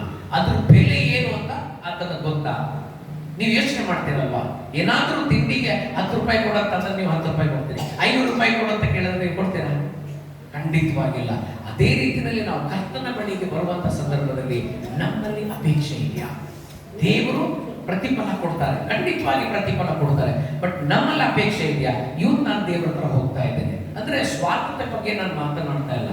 ನಾನು ಏನಂತಂದ್ರೆ, ನಾವು ದೇವರ ಬಳಿಗೆ ಬಂದಾಗ ಬರಿಗೈನಲ್ಲಿ ದೇವರು ನಮ್ಮನ್ನ ಕಳಿಸಲ್ಲ. ಏನೋ ಒಂದು ಕೋರಿಕೆ ನಾವು ತಗೊಂಡು ಹೋಗ್ತೇವೆ, ಯಾವುದೋ ಒಂದು ವಿಷಯಕ್ಕಾಗಿ ನಾವು ನಂಬ್ತಾ ಇದ್ದೇವೆ, ನಂಬುವಂಥದ್ದನ್ನು ನಾವು ಸ್ವೀಕರಿಸ್ತೇವೆ ಅನ್ನುವಂಥ ಭರವಸೆ ನಮ್ಮಲ್ಲಿದೆಯಾ? ಒಂದು ವೇಳೆ ಆ ಭರವಸೆ ನಮ್ಮಲ್ಲಿ ಇದೆ ಅಂತಂತಂದ್ರೆ ಖಂಡಿತವಾಗಿ ದೇವರು ಕಾರ್ಯ ಮಾಡುವ ಆತನಾಗಿದ್ದಾನೆ. ಏನೋ ಒಂದು ಪಾಯಿಂಟ್ ಇದನ್ನು ಹಾಕಿದ್ದೆ, ಏನೋ to include God in your planning. ನಮ್ಮ ಏನೇ ಯೋಜನೆ ನಾವು ಹಾಕುವಂಥ ಸಂದರ್ಭದಲ್ಲಿ ದೇವರನ್ನ ನಾವು ಅಲ್ಲಿ ಮಾಡ್ಕೊಳ್ಬೇಕು. ದೇವರಿಗೆ ನಾವು ಆದ್ಯತೆ ಏನಂದ್ರೆ ದೇವರನ್ನ ನಾವಲ್ಲಿ ಸೇರಿಸ್ಕೊಳ್ಬೇಕು. ಆತನಲ್ಲಿ ಇದ್ದಾನೆ, ಅವಾಗ ಏನಾಗ್ತದೆ, ದೇವರು ನಮಗೆ ಮಾರ್ಗದರ್ಶನ ಕೊಡ್ತಾರೆ, ದೇವರು ನಮಗೆ ನಡೆಸ್ತಾರೆ, ದೇವರು ನಮ್ಗೆ ಒಂದು ಆಲೋಚನೆ ಕೊಡ್ತಾರೆ. ಏನೋ ಕೆಲವೊಮ್ಮೆ ನಮ್ಮ ಜೀವನಕ್ಕೆ ಒಂದು ಬಿಡುಗಡೆಗೆ ಒಂದೇ ಒಂದು ಆಲೋಚನೆ ಸಾಕು. ನಾವು ಕರ್ತನ ಬಳಿಗೆ ಬಂದಾಗ ಒಂದು ವೇಳೆ ನಾವು ಗಲಿಬಿಲಿನಲ್ಲಿ ಇರಬಹುದು, ಯಾವ ದಿಕ್ಕಿಗೆ ಹೋಗ್ಬೇಕು ಗೊತ್ತಿಲ್ಲ, ಏನ್ ನಿರ್ಧಾರ ಮಾಡ್ಬೇಕು ಗೊತ್ತಿಲ್ಲ. ಬಟ್ ದೇವರು ನಮ್ಮ ಜೊತೆನಲ್ಲಿ ಇದ್ದಾರೆ ಅಂತ ಅನ್ನುವಾಗ ದೇವರು ನಮ್ಗೆ ದಿಕ್ಕು ತೋರಿಸೋದು ಮಾತ್ರ ಅಲ್ಲ, ಹೇಗೆ ಹೋಗ್ಬೇಕನ್ನುವಂತ ಆಲೋಚನೆಯನ್ನ ದೇವರು ಕೊಡ್ತಾರೆ. ನಮಗೆ ಜ್ಞಾನವನ್ನು ದೇವರು ಕೊಡ್ತಾರೆ. ಕಳೆದ ರಾತ್ರಿ ವಾಕ್ಯ ಕೊಡುವಂಥ ಸಂದರ್ಭದಲ್ಲಿ ಇನ್ನು ಸಾಮಾನ್ಯವಾಗಿ ಏನಾಗ್ತದೆ, ತೀರ ಬಡತನದಲ್ಲಿರುವಂಥವರು, ವಿದ್ಯಾಭ್ಯಾಸದಲ್ಲಿ ಇಲ್ಲದೆ ಇರುವಂಥವರ ಕುರಿತಾಗಿ ಅತಿ ಜ್ಞಾನಿಗಳಾದಂಥವ್ರು ಏನು ಯೋಚನೆ ಮಾಡ್ಬೋದು, ಇವರೇನು ಅರ್ಥ ಮಾಡ್ಕೊಳ್ತಾರೆ ದೇವರನ್ನ, ಆ ರೀತಿ ಅಂದ್ಕೊಳ್ಬೋದು. ಇನ್ನು ಒಂದು ಸರಿ ನಾನು ಇದನ್ನ ಕೇಳಿದೆ, ಹಿಂದೆ ನಾನು ಬಂದಾಗಲೂ ನಾನು ತಿಳಿಸಿದ್ದೇನೆ. ಇನ್ನು ಯಾರೋ ಕೆಲವು ವಿದ್ಯಾರ್ಥಿಗಳು, ಬೈಬಲ್ ಅಧ್ಯಯನ ಮಾಡ್ತಿದ್ದಂಥ ವಿದ್ಯಾರ್ಥಿಗಳು ಪ್ರಕಟಣೆ ಪುಸ್ತಕದ ಬಗ್ಗೆ ತುಂಬಾ ತಲೆ ಕೆಡಿಸ್ಕೊಂಡು ಕೂತ್ಕೊಂಡಿದ್ರು. ಅರ್ಥನೇ ಆಗ್ತಾ ಇಲ್ವಾ ಪ್ರಕಟಣೆ ಪುಸ್ತಕ, ಅರ್ಥನೇ ಆಗ್ತಾ ಇಲ್ವಲ್ಲ ಪ್ರಕಟಣೆ ಪುಸ್ತಕ ಅಂತ. ಅಲ್ಲಿ ಒಬ್ಬ ವಯಸ್ಸಾದ ವ್ಯಕ್ತಿ ಹೇಳಿದಂತೆ, ಪ್ರಕಟಣೆ ಪುಸ್ತಕ ತುಂಬಾ ಸುಲಭ ಅರ್ಥ ಮಾಡ್ಕೊಳ್ಳೋದು. ಅವ್ರು ಹೇಳ್ತಾರೆ, ನಿಮಗೇನು ವಿದ್ಯಾಭ್ಯಾಸ ಇಲ್ಲ, ನಿಮಗೇನು ಅರ್ಥ ಆಗ್ತದೆ, ನಾವು ಇಷ್ಟೆಲ್ಲ ಕಷ್ಟಪಡ್ತಾ ಇದೀವಿ ಓದ್ಲಿಕ್ಕೆ, ನಮಗೆ ಅರ್ಥ ಆಗ್ತಾ ಇಲ್ಲ ಅನ್ನುವಾಗ ಆತನ ಹೇಳಿದಂತೆ, ಒಂದೇ ಒಂದು ಸಾಲಲ್ಲಿ ಹೇಳ್ಬಿಡ್ತೀನಿ, ಪ್ರಕಟಣೆ ಪುಸ್ತಕದ ಸಾರಾಂಶ ಏನು ಅಂತ. ಇವ್ರು ಏನೋ ಒಂಥರ ಇದರಲ್ಲಿ ಕೇಳಿದ್ರು, ಏನು ಪ್ರಕಟಣೆ ಪುಸ್ತಕದ ಸಾರಾಂಶ ಅಂತ. ಆತನ ಹೇಳಿದಂತೆ, ಪ್ರಕಟಣೆ ಪುಸ್ತಕದ ಸಾರಾಂಶ ಏನಂದ್ರೆ, ಅಂತ್ಯದಲ್ಲಿ ಗೆಲುವು ನಮ್ಮದೇ. ಹಲ್ಲೆಲೂಯಾ. ಕೇಳಿಲ್ಲ, ಆಮೇಲೆ ಜೋರಾಗಿ ಕೇಳಿಲ್ಲ, ಅಂತ್ಯದಲ್ಲಿ ಗೆಲುವು ನಮ್ಮದೇ. ಹಲ್ಲೆಲೂಯಾ. ಯಾಕೆ ಸೈತಾನ್ ಮಹಿಮೆ ಪಡಿಸ್ಬೇಕು ನಾವು? ಅಂತ್ಯ ಏನಂತ ನಮ್ಗೆ ಆಲ್ರೆಡಿ ಗೊತ್ತಿದೆ, ದೇವರು ನಮಗೆ ವಾಕ್ಯ ಕೊಟ್ಬಿಟ್ಟಿದ್ದಾರೆ. ಹಲ್ಲೆಲೂಯಾ. ಇದನ್ನ ಸೀಕ್ರೆಟ್ ಆಗಿ ಇಟ್ಟಿಲ್ಲ ದೇವರು, ರಹಸ್ಯವಾಗಿ ಇಟ್ಟಿಲ್ಲ. ಏನು, ಅಂತ್ಯದಲ್ಲಿ ಜಯ ನಮ್ಮದೇ. ಸೊ ದೇವರು ಆಲ್ರೆಡಿ ಎಲ್ಲ ತಿಳಿಸ್ಕೊಟ್ಬಿಟ್ಟಿದ್ದಾರೆ ತನ್ನ ವಾಕ್ಯದಲ್ಲಿ. ಆದ್ರೂ ಯಾಕೆ ನಾವು ಎಡುತ್ತೇವೆ ನಂಬೋದ್ರಲ್ಲಿ, ಯಾಕೆ ನಾವು ಕರ್ತನ ಮೇಲೆ ಭರವಸೆ ಇಡೋದ್ರಲ್ಲಿ ನಾವು ಸೋತು ಹೋಗ್ಬಿಡ್ತೇವೆ? ಸೊ ಇಲ್ಲಿ ದೇವರು ನಮ್ಮನ್ನ ಕರೀತಾರೆ. ಅಂದ್ರೆ ಇಲ್ಲಿ ನಾವು ಏನ್ ಮಾಡ್ತಾ ಇದ್ದೇವೆ, ದೇವರನ್ನ ಇವತ್ತು ನಾವು ಕೆಲವು ಹಾಡುಗಳನ್ನ ಹಾಡ್ಬೋದು, ದೇವರನ್ನ ಮಹಿಮೆ ಪಡಿಸ್ಬೋದು. ನೀವು ಏನೋ ಒಂದು ಯೋಚನೆ ಆಗ್ತಾ ಇದ್ದೀರಾ, ದೇವರನ್ನ ನೀವು ಅಲ್ಲಿ ಒಳ ಬರ ಮಾಡ್ಕೊಂಡಾಗ ಅದು ಒಂದು ಆರಾಧನೆಯ ಮನೋಭಾವನೆಯಾಗಿದೆ. ಆರಾಧನೆ ಅನ್ನುವಾಗ ಬರೀ ಹಾಡು ಹಾಡೋದು ಮಾತ್ರ ಅಲ್ಲ. ಆರಾಧನೆ ಅಂತ ಅನ್ನುವಾಗ ನಾವು ಏನ್ ಮಾಡ್ತಾ ಇದ್ದೇವೆ, ಕರ್ತನ ಪ್ರಸನ್ನತೆಯನ್ನು ಗುರುತಿಸ್ತಾ ಇದ್ದೇವೆ. ಯಾಕೆ ನಾವು ಹಾಡೋದು? ಇಲ್ಲ, ನಮ್ದು ಆಚಾರ, ನಾವು ಬಂದಾಗ ಪ್ರಾರ್ಥನೆ ಮಾಡ್ತೇವೆ, ಕೆಲವು ಹಾಡು ಹೇಳ್ತೇವೆ, ವಾಕ್ಯ ಕೇಳ್ತೇವೆ. ಇಲ್ಲ, ನಾವು ಯಾಕೆ ಆರಾಧಿಸ್ತಾ ಇದ್ದೇವೆ? ನಾವು ಆರಾಧಿಸ್ಲಿಕ್ಕೆ ಕಾರಣ ಏನಂದ್ರೆ, ದೇವರ ನಿನ್ನ ಪ್ರಸನ್ನತೆಯನ್ನು ನಾನು ಗುರುತಿಸ್ತಾ ಇದ್ದೇನೆ, ನೀನು ನನ್ನ ಮಧ್ಯದಲ್ಲಿ, ನಮ್ಮ ಮಧ್ಯದಲ್ಲಿ ನೀನಿದ್ದಿ. ವಾಗ್ದಾನ ಮಾಡಿದ್ರು, ಎಲ್ಲಿ ಇಬ್ಬರಾಗ್ಲಿ ಮೂವರಾಗ್ಲಿ ನನ್ನ ಹೆಸರಲ್ಲಿ ಕೂಡಿ ಬರುವಾಗ ಅವ್ರ ಮಧ್ಯದಲ್ಲಿ ನಾನು ಇರ್ತೇನೆ ಅಂತ ದೇವರು ವಾಗ್ದಾನ ಮಾಡಿದ್ರು. ವಾಗ್ದಾನ ಮಾಡಿದ ಆತನು ನಮಗೆ ಅಲ್ಲಿ ಒಂದು ವೇಳೆ ನಾವು ಬರುವುದನ್ನು ಮರ್ತಿರುವೆ, ದೇವರು ಬರೋದು ನಮಗೆ ಮರೆಯಬೇಡ. ನಾನು ನಿಮ್ಮ ಜೊತೆ ಇರ್ತೇನೆ ಅಂತ ಹೇಳುವಾಗ ದೇವರು ಅರ್ಥಗರ್ಭಿತವಾಗಿ ದೇವರು ನಮ್ಮ ಜೊತೆನಲ್ಲಿ ಇದ್ದಾರೆ. ಈ ಸಮಯದಲ್ಲಿ ಆತ ನಮ್ಮ ಜೊತೆಯಲ್ಲಿದ್ದಾರೆ. ನಮಗೆ ಗೊತ್ತಾಗದೆ ಹೋಗ್ಲಿ, ಗ್ರಹಿಸದೇ ಇದ್ದೇ ಹೋಗ್ಲಿ, ವಾಗ್ದಾನ ಮಾಡಿದ ದೇವರು, ಈಗ ನಾನು ನಿಮ್ಮ ಜೊತೆನಲ್ಲಿದ್ದೇನೆ, ಯುಗದ ಸಮಾಪ್ತಿವರೆಗೂ ಎಲ್ಲಾ ದಿವಸ ನಾನು ನಿಮ್ಮ ಜೊತೆನಲ್ಲಿದ್ದೇನೆ ಅಂತ ಹೇಳುವಾಗ ದೇವರು ಆತನು ಮಾಡಿದ ವಾಗ್ದಾನದ ಪ್ರಕಾರ ಖಂಡಿತವಾಗ ಆತನು ನಮ್ಮ ಜೊತೆನಲ್ಲಿದ್ದಾನೆ. ಬಟ್ ನಾವು ಕರ್ತನಲ್ಲಿ ಬೆಳೀತಾ ಆತನ ಪ್ರಸನ್ನತೆಯನ್ನ ಗುರುತಿಸುವುದನ್ನು ನಾವು ಕಲ್ತ್ಕೊಳ್ಬೇಕು. ಹಲ್ಲೆಲೂಯಾ. ಕೆಲವರು ಬರುವಾಗ ಅವರ ಒಂದು ವಾಸನೆ ಗೊತ್ತಾಗ್ತದೆ, ಈ ವ್ಯಕ್ತಿ ಬಂದರು. ಕೆಲವೊಮ್ಮೆ ಶಬ್ದಗಳ ಮೂಲಕ ಗೊತ್ತಾಗ್ತಿರ್ತದೆ, ಅವರ ಒಂದು ನಡೆ ಮೂಲಕವಾಗಿ, ಸ್ವರದ ಮೂಲಕವಾಗಿ ಗೊತ್ತಾಗ್ತದೆ. ಇದು ಅಭ್ಯಾಸ. ಅದೇ ರೀತಿಯಲ್ಲಿ ಕರ್ತನು ನಮ್ಮ ಮಧ್ಯದಲ್ಲಿ ಇರುವಂಥದ್ದು, ಆತನ ಪ್ರಸನ್ನತೆಯನ್ನ ನಾವು ಗುರುತಿಸುವಂಥದ್ದನ್ನು ಕಲಿತ್ಕೊಳ್ಬೇಕು. ಹಲ್ಲೆಲೂಯಾ. ಯಾವಾಗ ನಾವು ಕರ್ತನ ಪ್ರಸನ್ನತೆಯನ್ನು ಗುರುತಿಸ್ಕೊಳ್ತೇವೆ, ನಮ್ಮ ಜೀವಿತದಲ್ಲಿ ನಕಾರಗಳು ಹೋಗ್ಬಿಡ್ತವೆ. ಯಾವಾಗ ದೇವರು, ಯಾಕೆ ನಾವು ಹೇಳ್ತೇವೆ ದೇವರು ಎಲ್ಲಿದ್ದೀನಿ ನೀನು ಅಂತ? ಯಾಕಂದ್ರೆ ನಾವು ಆತನನ್ನು ಗುರುತಿಸ್ಲಿಕ್ಕೆ ಆಗ್ತಾ ಇಲ್ಲ. ಆತನು ಎಂದು ತನ್ನ ಮಾತನ್ನು ತಪ್ಪೋದಿಲ್ಲ. ನಾನು ನಿಮ್ಮ ಮಧ್ಯದಲ್ಲಿ ಇರ್ತೇನೆ ಅನ್ನುವಾಗ ಖಂಡಿತವಾಗ ಆತ ನಮ್ಮ ಮಧ್ಯದಲ್ಲಿ ಇರ್ತಾನೆ. ಸೊ ನಾವೇನ್ ಮಾಡಬೇಕು, ಗುರುತಿಸುವಂಥದ್ದನ್ನು ನಾವು ಕಲಿತ್ಕೊಳ್ಬೇಕು. ಸೊ ಅದಕ್ಕಾಗಿ ಮೊದಲನೇ ಒಂದು ವಾಕ್ಯ ನಾವು ಏನನ್ನ ನೋಡಿದ್ರು ಅದು ನಮ್ಗೆ ಏನ್ ತಿಳಿಸ್ತಾ ಇದೆ, ನಾವೇನ್ ಮಾಡ್ಬೇಕಂತೆ, ಏನನ್ನೇ ನಾವು ಮಾಡಿದ್ರು ಕರ್ತನಿಗೆ ನಾವು ಅದನ್ನು ಒಪ್ಪಿಸಿಕೊಳ್ಬೇಕು. ಹಲ್ಲೆಲೂಯಾ. ಅವಾಗ ಏನಾಗ್ತದೆ ಗೊತ್ತೇ, ನಾವು ಸರಿಯಾದದನ್ನು ಮಾಡ್ತೇವೆ. ತಪ್ಪು ಮಾಡದೆ ಅಂತ ನಾವು ಪಶ್ಚಾತ್ತಾಪ ಪಡುವುದ್ರ ಬದಲು ನಮ್ಮ ಜೊತೆನಲ್ಲಿ ದೇವರು ಇದ್ದಾರೆ ಅಂತ ಅನ್ನುವಾಗ ನಾವು ಮಾಡುವ ಕಾರ್ಯವನ್ನು ಸರಿಯಾಗಿ ನಾವು ಮಾಡ್ತೇವೆ. ನಿಜ? ಜಸ್ಟ್ ಯೋಚನೆ ಮಾಡಿ, ಯಾರೊಬ್ರು ನಿಮಗೆ ನೋಯಿಸ್ಬಿಟ್ಟಿದ್ದಾರೆ, ನಾವು ಇನ್ನೊಬ್ರಿಗೆ ಅದನ್ನು ಹೇಳಲಿಕ್ಕೆ ಹೋಗ್ತೇವೆ. ಒಂದು ವೇಳೆ ದೇವರು ನಮ್ಮ ಜೊತೆನಲ್ಲಿ ಇದ್ದಾರೆ ಅಂತಂದ್ರೆ ನಾವು ಆ ಗ್ರಹಿಕೆ ನಮ್ಮಲ್ಲಿ ಇರುವಾಗ ನಮ್ಗೆ ಅನಿಸ್ತದೆ, ಹೌದು ಅವ್ರು ನೋಯಿಸಿದ್ರು, ನಾನು ಕ್ಷಮಿಸ್ಬಿಟ್ಟೆ, ದೇವ್ರು ನಾನು ಒಪ್ಪಿಸ್ಕೊಟ್ಬಿಟ್ಟೆ, ಯಾಕೆ ನಾನು ಅದ್ರ ಬಗ್ಗೆ ಚಿಂತೆ ಮಾಡಬೇಕು? ಎಲ್ಲೋ ಒಂದು ಕಡೆ ಏನಾಗ್ತದೆ ಅಂತಂದ್ರೆ, ಕ್ಷಮಾಪಣೆ ಅನ್ನುವಂಥದ್ದು ನಾವು ಬಾಯಿನಿಂದ ಹೇಳ್ತೇವೆ, ಬಟ್ ಆದಂಥ ಘಟನೆಯನ್ನು ನಾವು ಹೃದಯದಿಂದ ನಾವು ತೆಗೆದು ಹಾಕೋದಿಲ್ಲ. ಯಾಕೆ ಅದನ್ನು ತೆಗೆಯೋದು ಮುಖ್ಯ? ಯಾಕಂದ್ರೆ ನಮಗೆ ದೇವರ ಪ್ರಸನ್ನತೆ ಬೇಕು. ಒಂದು ವೇಳೆ ಅಕ್ಷಮಾಪಣೆ ನಮ್ಮ ಜೀವಿತದಲ್ಲಿದೆ ಅಂತಂದ್ರೆ, ಒಂದು ವೇಳೆ ದ್ವೇಷ ನಮ್ಮ ಜೀವಿತದಲ್ಲಿದೆ, ಕಹಿ ಭಾವನೆ ನಮ್ಮ ಜೀವಿತದಲ್ಲಿದೆ ಅಂದರೆ ನಾವೇ ದೇವರನ್ನ ದೂರ ಮಾಡ್ತಾ ಇದ್ದೀವಿ. ಯಾಕಂದ್ರೆ ಆ ಸಂಗತಿಗಳನ್ನು ದೇವರು ಬಯಸೋದಿಲ್ಲ. ಅದರಿಂದ ನಾವು ದೂರ ಆಗ್ಬೇಕಂತಂದ್ರೆ ಕರ್ತನನ್ನು ನಾವು ಗುರುತಿಸೋದನ್ನು ಕಲಿತ್ಕೊಳ್ಬೇಕು. ಯಾವಾಗ ನಾವು ಕರ್ತನನ್ನು ಗುರುತಿಸ್ತೇವೆ ಆವಾಗ ಏನಾಗ್ತದೆ, ಎಲ್ಲ ವಿಷಯಗಳನ್ನ ನಾವು ಬಿಟ್ಕೊಳ್ಬಿಡ್ತೇವೆ. ಯಾಕಂತಂದ್ರೆ ನಮ್ಗೆ ಆಯ್ಕೆ ಇರ್ತದೆ. ಒಂದು ಕಡೆ ನಾವು ನೋಡುವಾಗ ಕಹಿ ಭಾವನೆ ಇದೆ, ಬಹಳ ನೋವಿದೆ, ನಿರಾಶೆ ಇದೆ ಒಂದು ಕಡೆ, ಇನ್ನೊಂದು ಕಡೆ ಕರ್ತವ್ಯ ಇದ್ದಾನೆ. ನಾವು ಯಾವುದನ್ನು ಆರಿಸ್ಕೊಳ್ತೇವೆ? ನಾವು ಯಾವುದನ್ನು ಆರಿಸ್ಕೊಳ್ಬೇಕು? ಅದು ಸರಿಯಾದ ಪ್ರಶ್ನೆ. ನಾವು ಯಾವುದನ್ನು ಆರಿಸ್ಕೊಳ್ಬೇಕು? ಕರ್ತನನ್ನು ಆರಿಸ್ಕೊಳ್ಬೇಕು. ಬಟ್ ಯಾವುದನ್ನು ಆರಿಸ್ಕೊಳ್ತೇವೆ? ಅನೇಕ ಬಾರಿ ಇದನ್ನು ಆರಿಸ್ಕೊಳ್ತೇವೆ. ಯಾಕೆ ಅಂದರೆ ಯಾರಾದರೂ ಏನಾದರೂ ಮಾಡಿರುವಂಥದ್ದು ನೋವಿದೆಯಲ್ಲ, ಆ್ಯಕ್ಚುಲಿ ಕೆಲವೊಮ್ಮೆ ಜನರು ಅವರ ಅರಿವಿಲ್ಲದೆ ಅದನ್ನು ಆನಂದಿಸ್ತಾರೆ, ಅದ್ರ ಬಗ್ಗೆ ಚಿಂತಿಸುವುದು. ಇವ್ರಿಗೆ ಮಾಡಿಬಿಟ್ರು ಏನಾಗ್ತದೆ, ಆ ಸಂಗತಿ ಏನು ಮಾಡ್ತದೆ ಗೊತ್ತೇ, ನಮ್ಮ ಶಾರೀರಿಕ ಆರೋಗ್ಯದ ಮೇಲೆ ಸಹ ಪರಿಣಾಮ ಬೀರ್ತದೆ. ನಮಗೆ ಗೊತ್ತೇ, ಅಂದರೆ ಅಕ್ಷಮಾಪಣೆ ನನ್ನ ಜೀವಿತದಲ್ಲಿ ಇದ್ದರೆ ನನ್ನ ದೇಹಕ್ಕೆ ರೋಗ ಬರ್ತದೆ. ಯಾಕಂದ್ರೆ ಒಂದು ಹೊರೆ ಹಾಕೊಂಡಿದೆ. ಈಗ ಶುಗರ್, ಸಕ್ಕರೆ ಕಾಯಿಲೆ ಇರುವವರಿಗೆ ಏನು ಹೇಳ್ತಾರೆ ಅಂತಂದ್ರೆ, ಸಕ್ಕರೆ ಆಕ್ಚುಲಿ ಅದು ಕಾಯಿಲೆ ಅಲ್ಲವೇ ಅಲ್ಲ. ಹೇಳ್ತಾರೆ diabetes is not a disease, it's metabolical disorder ಅಂತ. ಅಂದ್ರೆ ಅದು ರೋಗ ಅಲ್ಲ, ಬಟ್ ಆಕ್ಚುಲಿ ಅದು ಬರ್ಲಿಕ್ಕೆ ಒಂದು ಮುಖ್ಯ ಕಾರಣ ಏನಂದ್ರೆ ಚಿಂತೆ ಮಾಡೋದು. ಚಿಂತೆ ಮಾಡೋದ್ರ ನಿಮಿತ್ತವಾಗಿ ಏನಾಗ್ತದೆ, ಟೆನ್ಷನ್ಗಳು ಬಂದಾಗ ಏನಾಗ್ತದೆ ಅಂತಂದ್ರೆ ಸಕ್ಕರೆ ಜಾಸ್ತಿ ಆಗ್ತಾ ಹೋಗ್ತದೆ. ಯಾವಾಗ ನಾವು ಕರ್ತನನ್ನು ದೃಷ್ಟಿಸ್ತಾ ಹೋಗ್ತೇವೆ, ದೇವರು ನಮ್ಮ ಜೊತೆನಲ್ಲಿದ್ದಾರೆ ಅನ್ನೋದನ್ನು ನಾವು ಗುರುತಿಸ್ಕೊಳ್ಳುವಾಗ, ಸಾಲನೇ ಇರಲಿ, ಒಂದು ಹೊರೆನೇ ಇರಲಿ ನಿಮ್ಮ ಮೇಲೆ, ದೇವರು ನಮ್ಮ ಜೊತೆನಲ್ಲಿದ್ದಾರೆ ಅಂತ ನಾವು ಗುರುತಿಸ್ಕೊಳ್ಳುವಾಗ ನಮಗೆ ಗೊತ್ತು ಪರಿಹಾರ ಖಂಡಿತವಾಗಿದೆ ಅಂತ. ಆದರೆ ನಾವೇನ್ ಮಾಡ್ತೇವೆ, ನಾವು ಹೆಚ್ಚು ಯಾವುದು ನಮ್ಮನ್ನು ಬಾಧಿಸ್ತದೋ ಅದ್ರ ಕಡೆಗೆ ನಾವು ಗಮನ ಕೊಡ್ತೇವೆ. ಎಲ್ಲೋ ಒಂದು ಕಡೆ ಇದು ಸಹಜ ಆಗ್ಬಿಟ್ಟಿದೆ ನಮಗೆ. ಬಟ್ ದೇವರು ಏನು ಕರೀತಾ ಇದ್ದಾರೆ, ಈ ಒಂದು ಹೊಸ ವರ್ಷದಲ್ಲಿ ನಾವು ಏನು ಮಾಡಬೇಕು ಅಂತ, ಏನನ್ನೇ ನಾವು ಮಾಡಿದ್ರು ಕರ್ತನಿಗೆ ನಾವು ಒಪ್ಪಿಸಿಕೊಡೋಣ. ಕರ್ತನ ಏನು ಮಾಡ್ತಾನಂತೆ, ಆತನು ನಮ್ಮ ಯೋಚನೆಗಳನ್ನ ಆತನು ಫಲಿಸುವಂತೆ ಮಾಡುವ ಆತನಾಗಿದ್ದಾನೆ. ಆ ಯೋಚನೆ ಕಾರ್ಯರೂಪಕ್ಕೆ ಬರುವಂತೆ ಮಾಡುವ ಆತನಾಗಿದ್ದಾನೆ. ಆತನು ಮಾರ್ಗದರ್ಶಕನಾಗಿ ನಮ್ಮನ್ನು ನಡೆಸುವ ಆತನಾಗಿದ್ದಾನೆ. ಪ್ರತಿ ಒಂದೊಂದು ಹಂತದಲ್ಲಿಯೂ ಆತನ ನಮ್ಮನ್ನು ನಡೆಸುವ ಆತನಾಗಿದ್ದಾನೆ. ಸೊ ನಾವು ಮಾಡಬೇಕಾದದೇನು, ಇವತ್ತು ದೇವರೇ ನಮ್ಮನ್ನು ಕ್ಷಮಿಸು, ನಿನ್ನ ಪ್ರಸನ್ನತೆಯನ್ನು ಗುರುತಿಸುವಂತ ಒಂದು ಸ್ವಭಾವ ನಾವು ಬೆಳೆಸ್ಕೊಂಡಿಲ್ಲ. ಇವತ್ತಿಂದ ನಾವು ಪ್ರಾರ್ಥಿಸ್ತೇವೆ, ನಿನ್ನ ಪ್ರಸನ್ನತೆಯನ್ನು ನಾನು ಗುರುತಿಸಬೇಕು. ಅಂದರೆ ನಮ್ಮ ಮಧ್ಯದಲ್ಲಿ ದೇವರು ಬರುವಂಥದ್ದನ್ನು ನಾವು ಗುರುತಿಸ್ಲಿಕ್ಕೆ ಸಾಧ್ಯನ? ಖಂಡಿತ ಸಾಧ್ಯ. ಹೇಗೆ? ಆತನ ಪ್ರಸನ್ನತೆಯಲ್ಲಿ ನಾವು ಇರುವಾಗ, ಆತನಿಗೆ ನಾವು ಆದ್ಯತೆಯನ್ನು ಕೊಡುವಾಗ. ಸೊ ನಾವು ಪ್ರತಿ ಸಾರಿ ಆರಾಧಿಸುವಂಥ ಸಂದರ್ಭದಲ್ಲಿ ನಾವು ಜಸ್ಟ್ ಹಾಡಾಡ್ತಾ ಇದ್ದೇವೆ. ಯಾಕೆ ನಾವು ಈ ರೀತಿ ಆಲೋಚನೆ ಮಾಡಬಾರ್ದು? ದೇವ್ರ ವಾಕ್ಯ ಹೇಳುವ ಪ್ರಕಾರ ಕರ್ತನು ನಮ್ಮ ಮಧ್ಯದಲ್ಲಿದ್ದ, ನಾನು ಆತನನ್ನು ದೃಷ್ಟಿಸಿಕೊಂಡು ನಾನು ಹಾಡುವಂಥ ಹಾಡುಗಳು ಆತನಿಗೆ ಮಹಿಮೆ ಸಲ್ಲಿಸುವಾಗ ಖಂಡಿತವಾಗಿ ಏನಾಗ್ತದೆ, ಕರ್ತನ ದೇವರು ಮುಟ್ಟುವಂಥದ್ದಾಗಿದೆ. ಹಲ್ಲೆಲೂಯ. ಕರ್ತನು ಮೆಚ್ಚುಗೆ ಹೊಂದಂಥ ಸಂದರ್ಭದಲ್ಲಿ ಆತನು ಯಾವುದು ಆತನಿಗೆ ಅಸಾಧ್ಯವಲ್ಲ. ಖಂಡಿತವಾಗಿ ಆತನು ನಮ್ಮ ಜೀವಿತದಲ್ಲಿ ಕಾರ್ಯಗಳನ್ನ ಮಾಡುವ ಆತನಾಗಿದ್ದಾನೆ. ಓಕೆ, ಸೊ ನೆಕ್ಸ್ಟ್ ಮುಂದಿನ ಒಂದು ವಾಕ್ಯವನ್ನು ನಾವು ನೋಡುವಂಥ ಸಂದರ್ಭದಲ್ಲಿ ಜಸ್ಟ್ ಕೆಲಬೇಕು ಇದನ್ನು ನಾನು ತಿಳಿಸ್ತೇನೆ. ಮುಂದಿನ ವಾಕ್ಯ ನಮ್ಮೆಲ್ಲರಿಗೆ ಚೆನ್ನಾಗಿ ಗೊತ್ತಿದೆ. ಇದು ಕೀರ್ತನೆಗಳು 37ನೇ ಅಧ್ಯಾಯ 4ನೇ ವಾಕ್ಯ. ಇದನ್ನು ಫಸ್ಟ್ ನಾನು ಇಂಗ್ಲಿಷ್ನಲ್ಲಿ ಓದ್ತೇನೆ.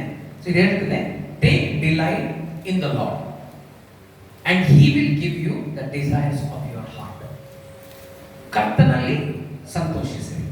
ಅವಾಗ ಏನಂತೆ, ಆತನು ನಿಮ್ಮ ಹೃದಯದ ಆಸೆಯನ್ನು ಆತನು ಈಡೇರಿಸುವ ಆತನಾಗಿದ್ದಾನೆ. ಸರಳವಾಗಿ ಹೇಳ್ಬೇಕಂತಂದ್ರೆ ಈ ವಾಕ್ಯದ ಅರ್ಥ ಏನಂದ್ರೆ, ಕರ್ತನಲ್ಲಿ ತೃಪ್ತಿಯನ್ನು ಕಂಡುಕೊಳ್ಳೋದನ್ನ ಕಲಿತುಕೊಳ್ಳಿ. ಹಲ್ಲೆಲೂಯ. ಆತನ ಸಾಕು. ಕರ್ತನ ಜೊತೆನಲ್ಲಿದ್ರೆ ನಮ್ಗೆ ಯಾವುದು ಅಸಾಧ್ಯ ಇಲ್ಲ. ದೇವರು ನಮ್ಮ ಜೊತೆನಲ್ಲಿದೆ ಅಂತ ಇದ್ದಾರೆ ಅಂತಂದ್ರೆ ಎಲ್ಲವನ್ನ, ಕೀರ್ತನೆ 37:4. ಓಕೆ, ಸೊ ಏನ್ ಹೇಳ್ತಾ ಇದೆ ಇಲ್ಲಿ, take delight in the lord, ಕರ್ತನಲ್ಲಿ ಸಂತೋಷಿಸಿರಿ. ಅಂದ್ರೆ ಸಂತೋಷಿಸಿರಿ ಏನಾದ್ರೂ ಅರ್ಥ ಅಂತಂದ್ರೆ, ಇವಾಗ ನಾವೇನ್ ಮಾಡ್ಬೇಕು, ನಮ್ಮ ತೃಪ್ತಿ ಆತನಾಗಬೇಕು.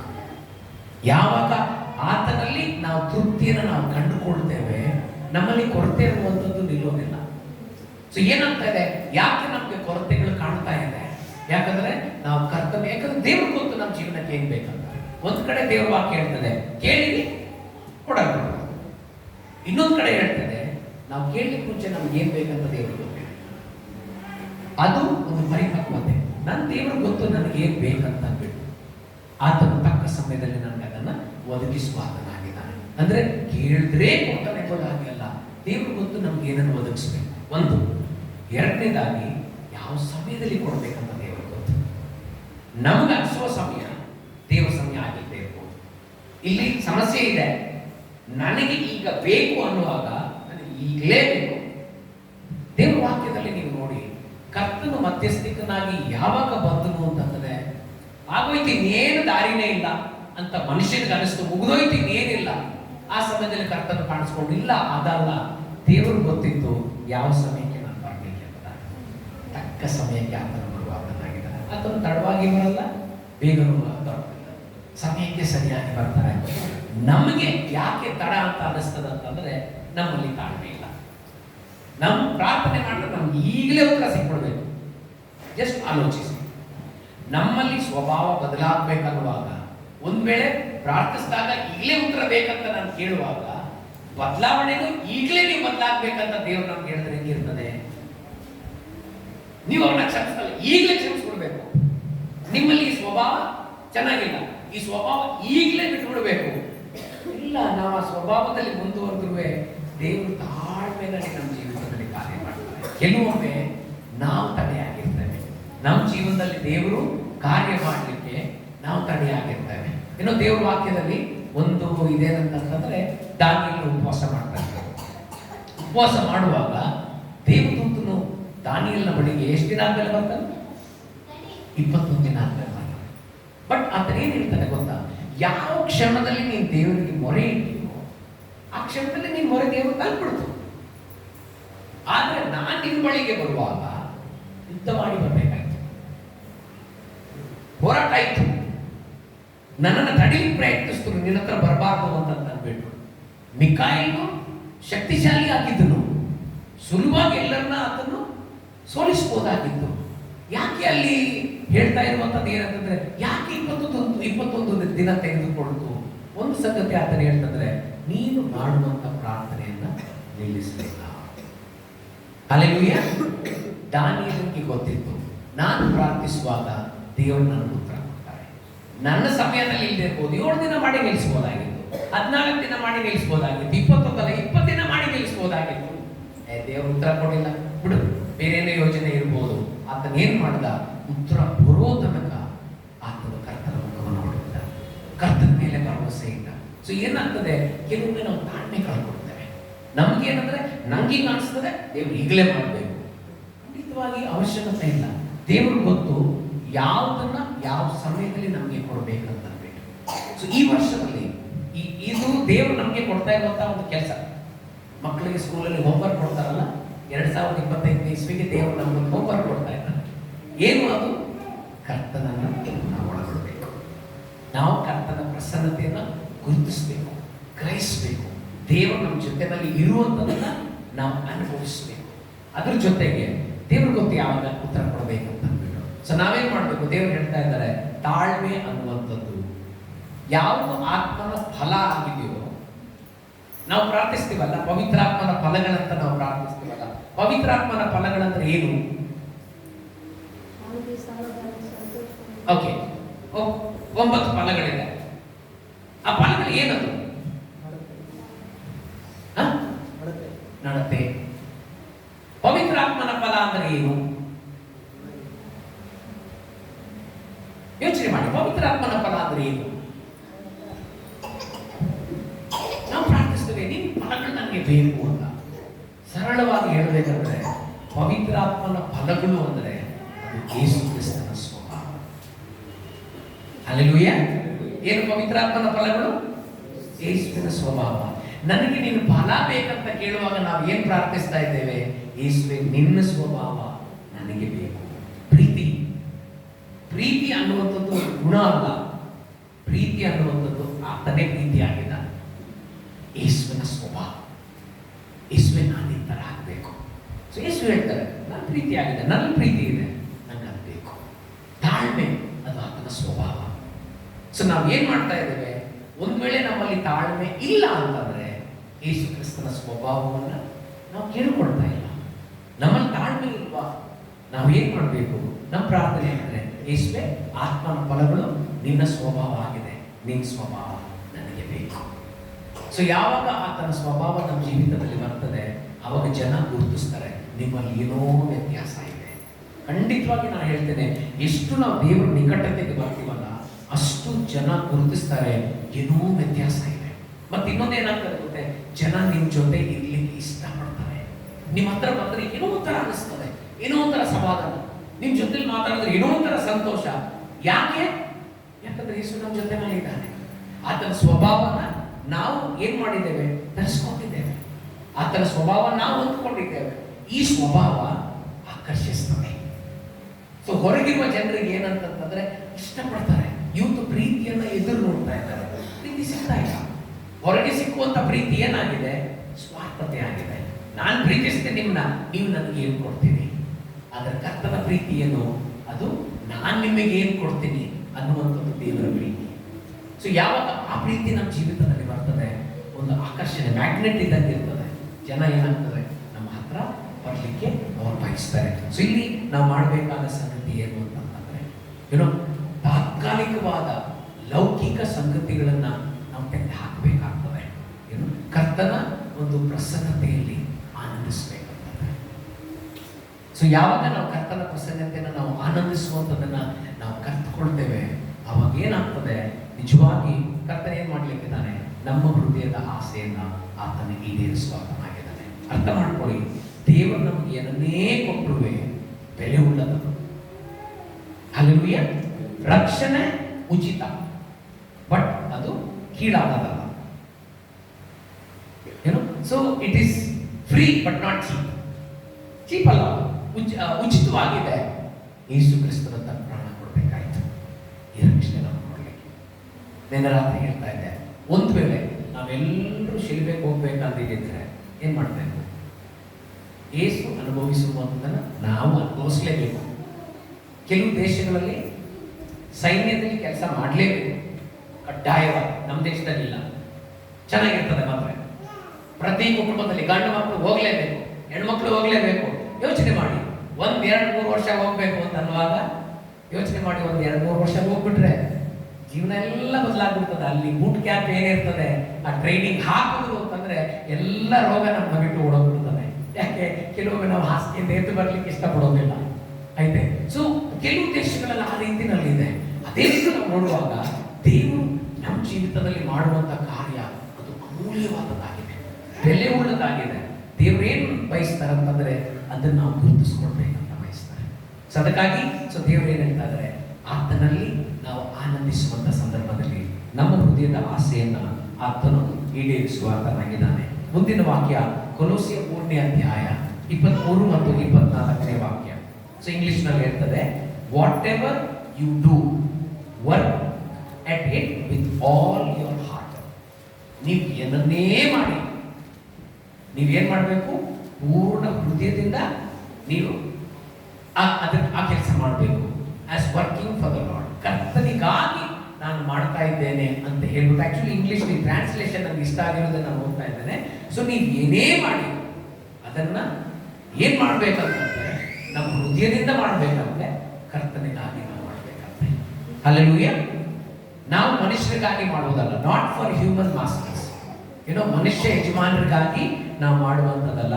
Since you know you will receive inheritance from the lord. ಕರ್ತನಿಂದ ನೀವೊಂದು ಸ್ವಾಸ್ಥ್ಯವನ್ನ ಪಡೆಯುವಂಥವರಾಗಿದ್ದೀರಿ.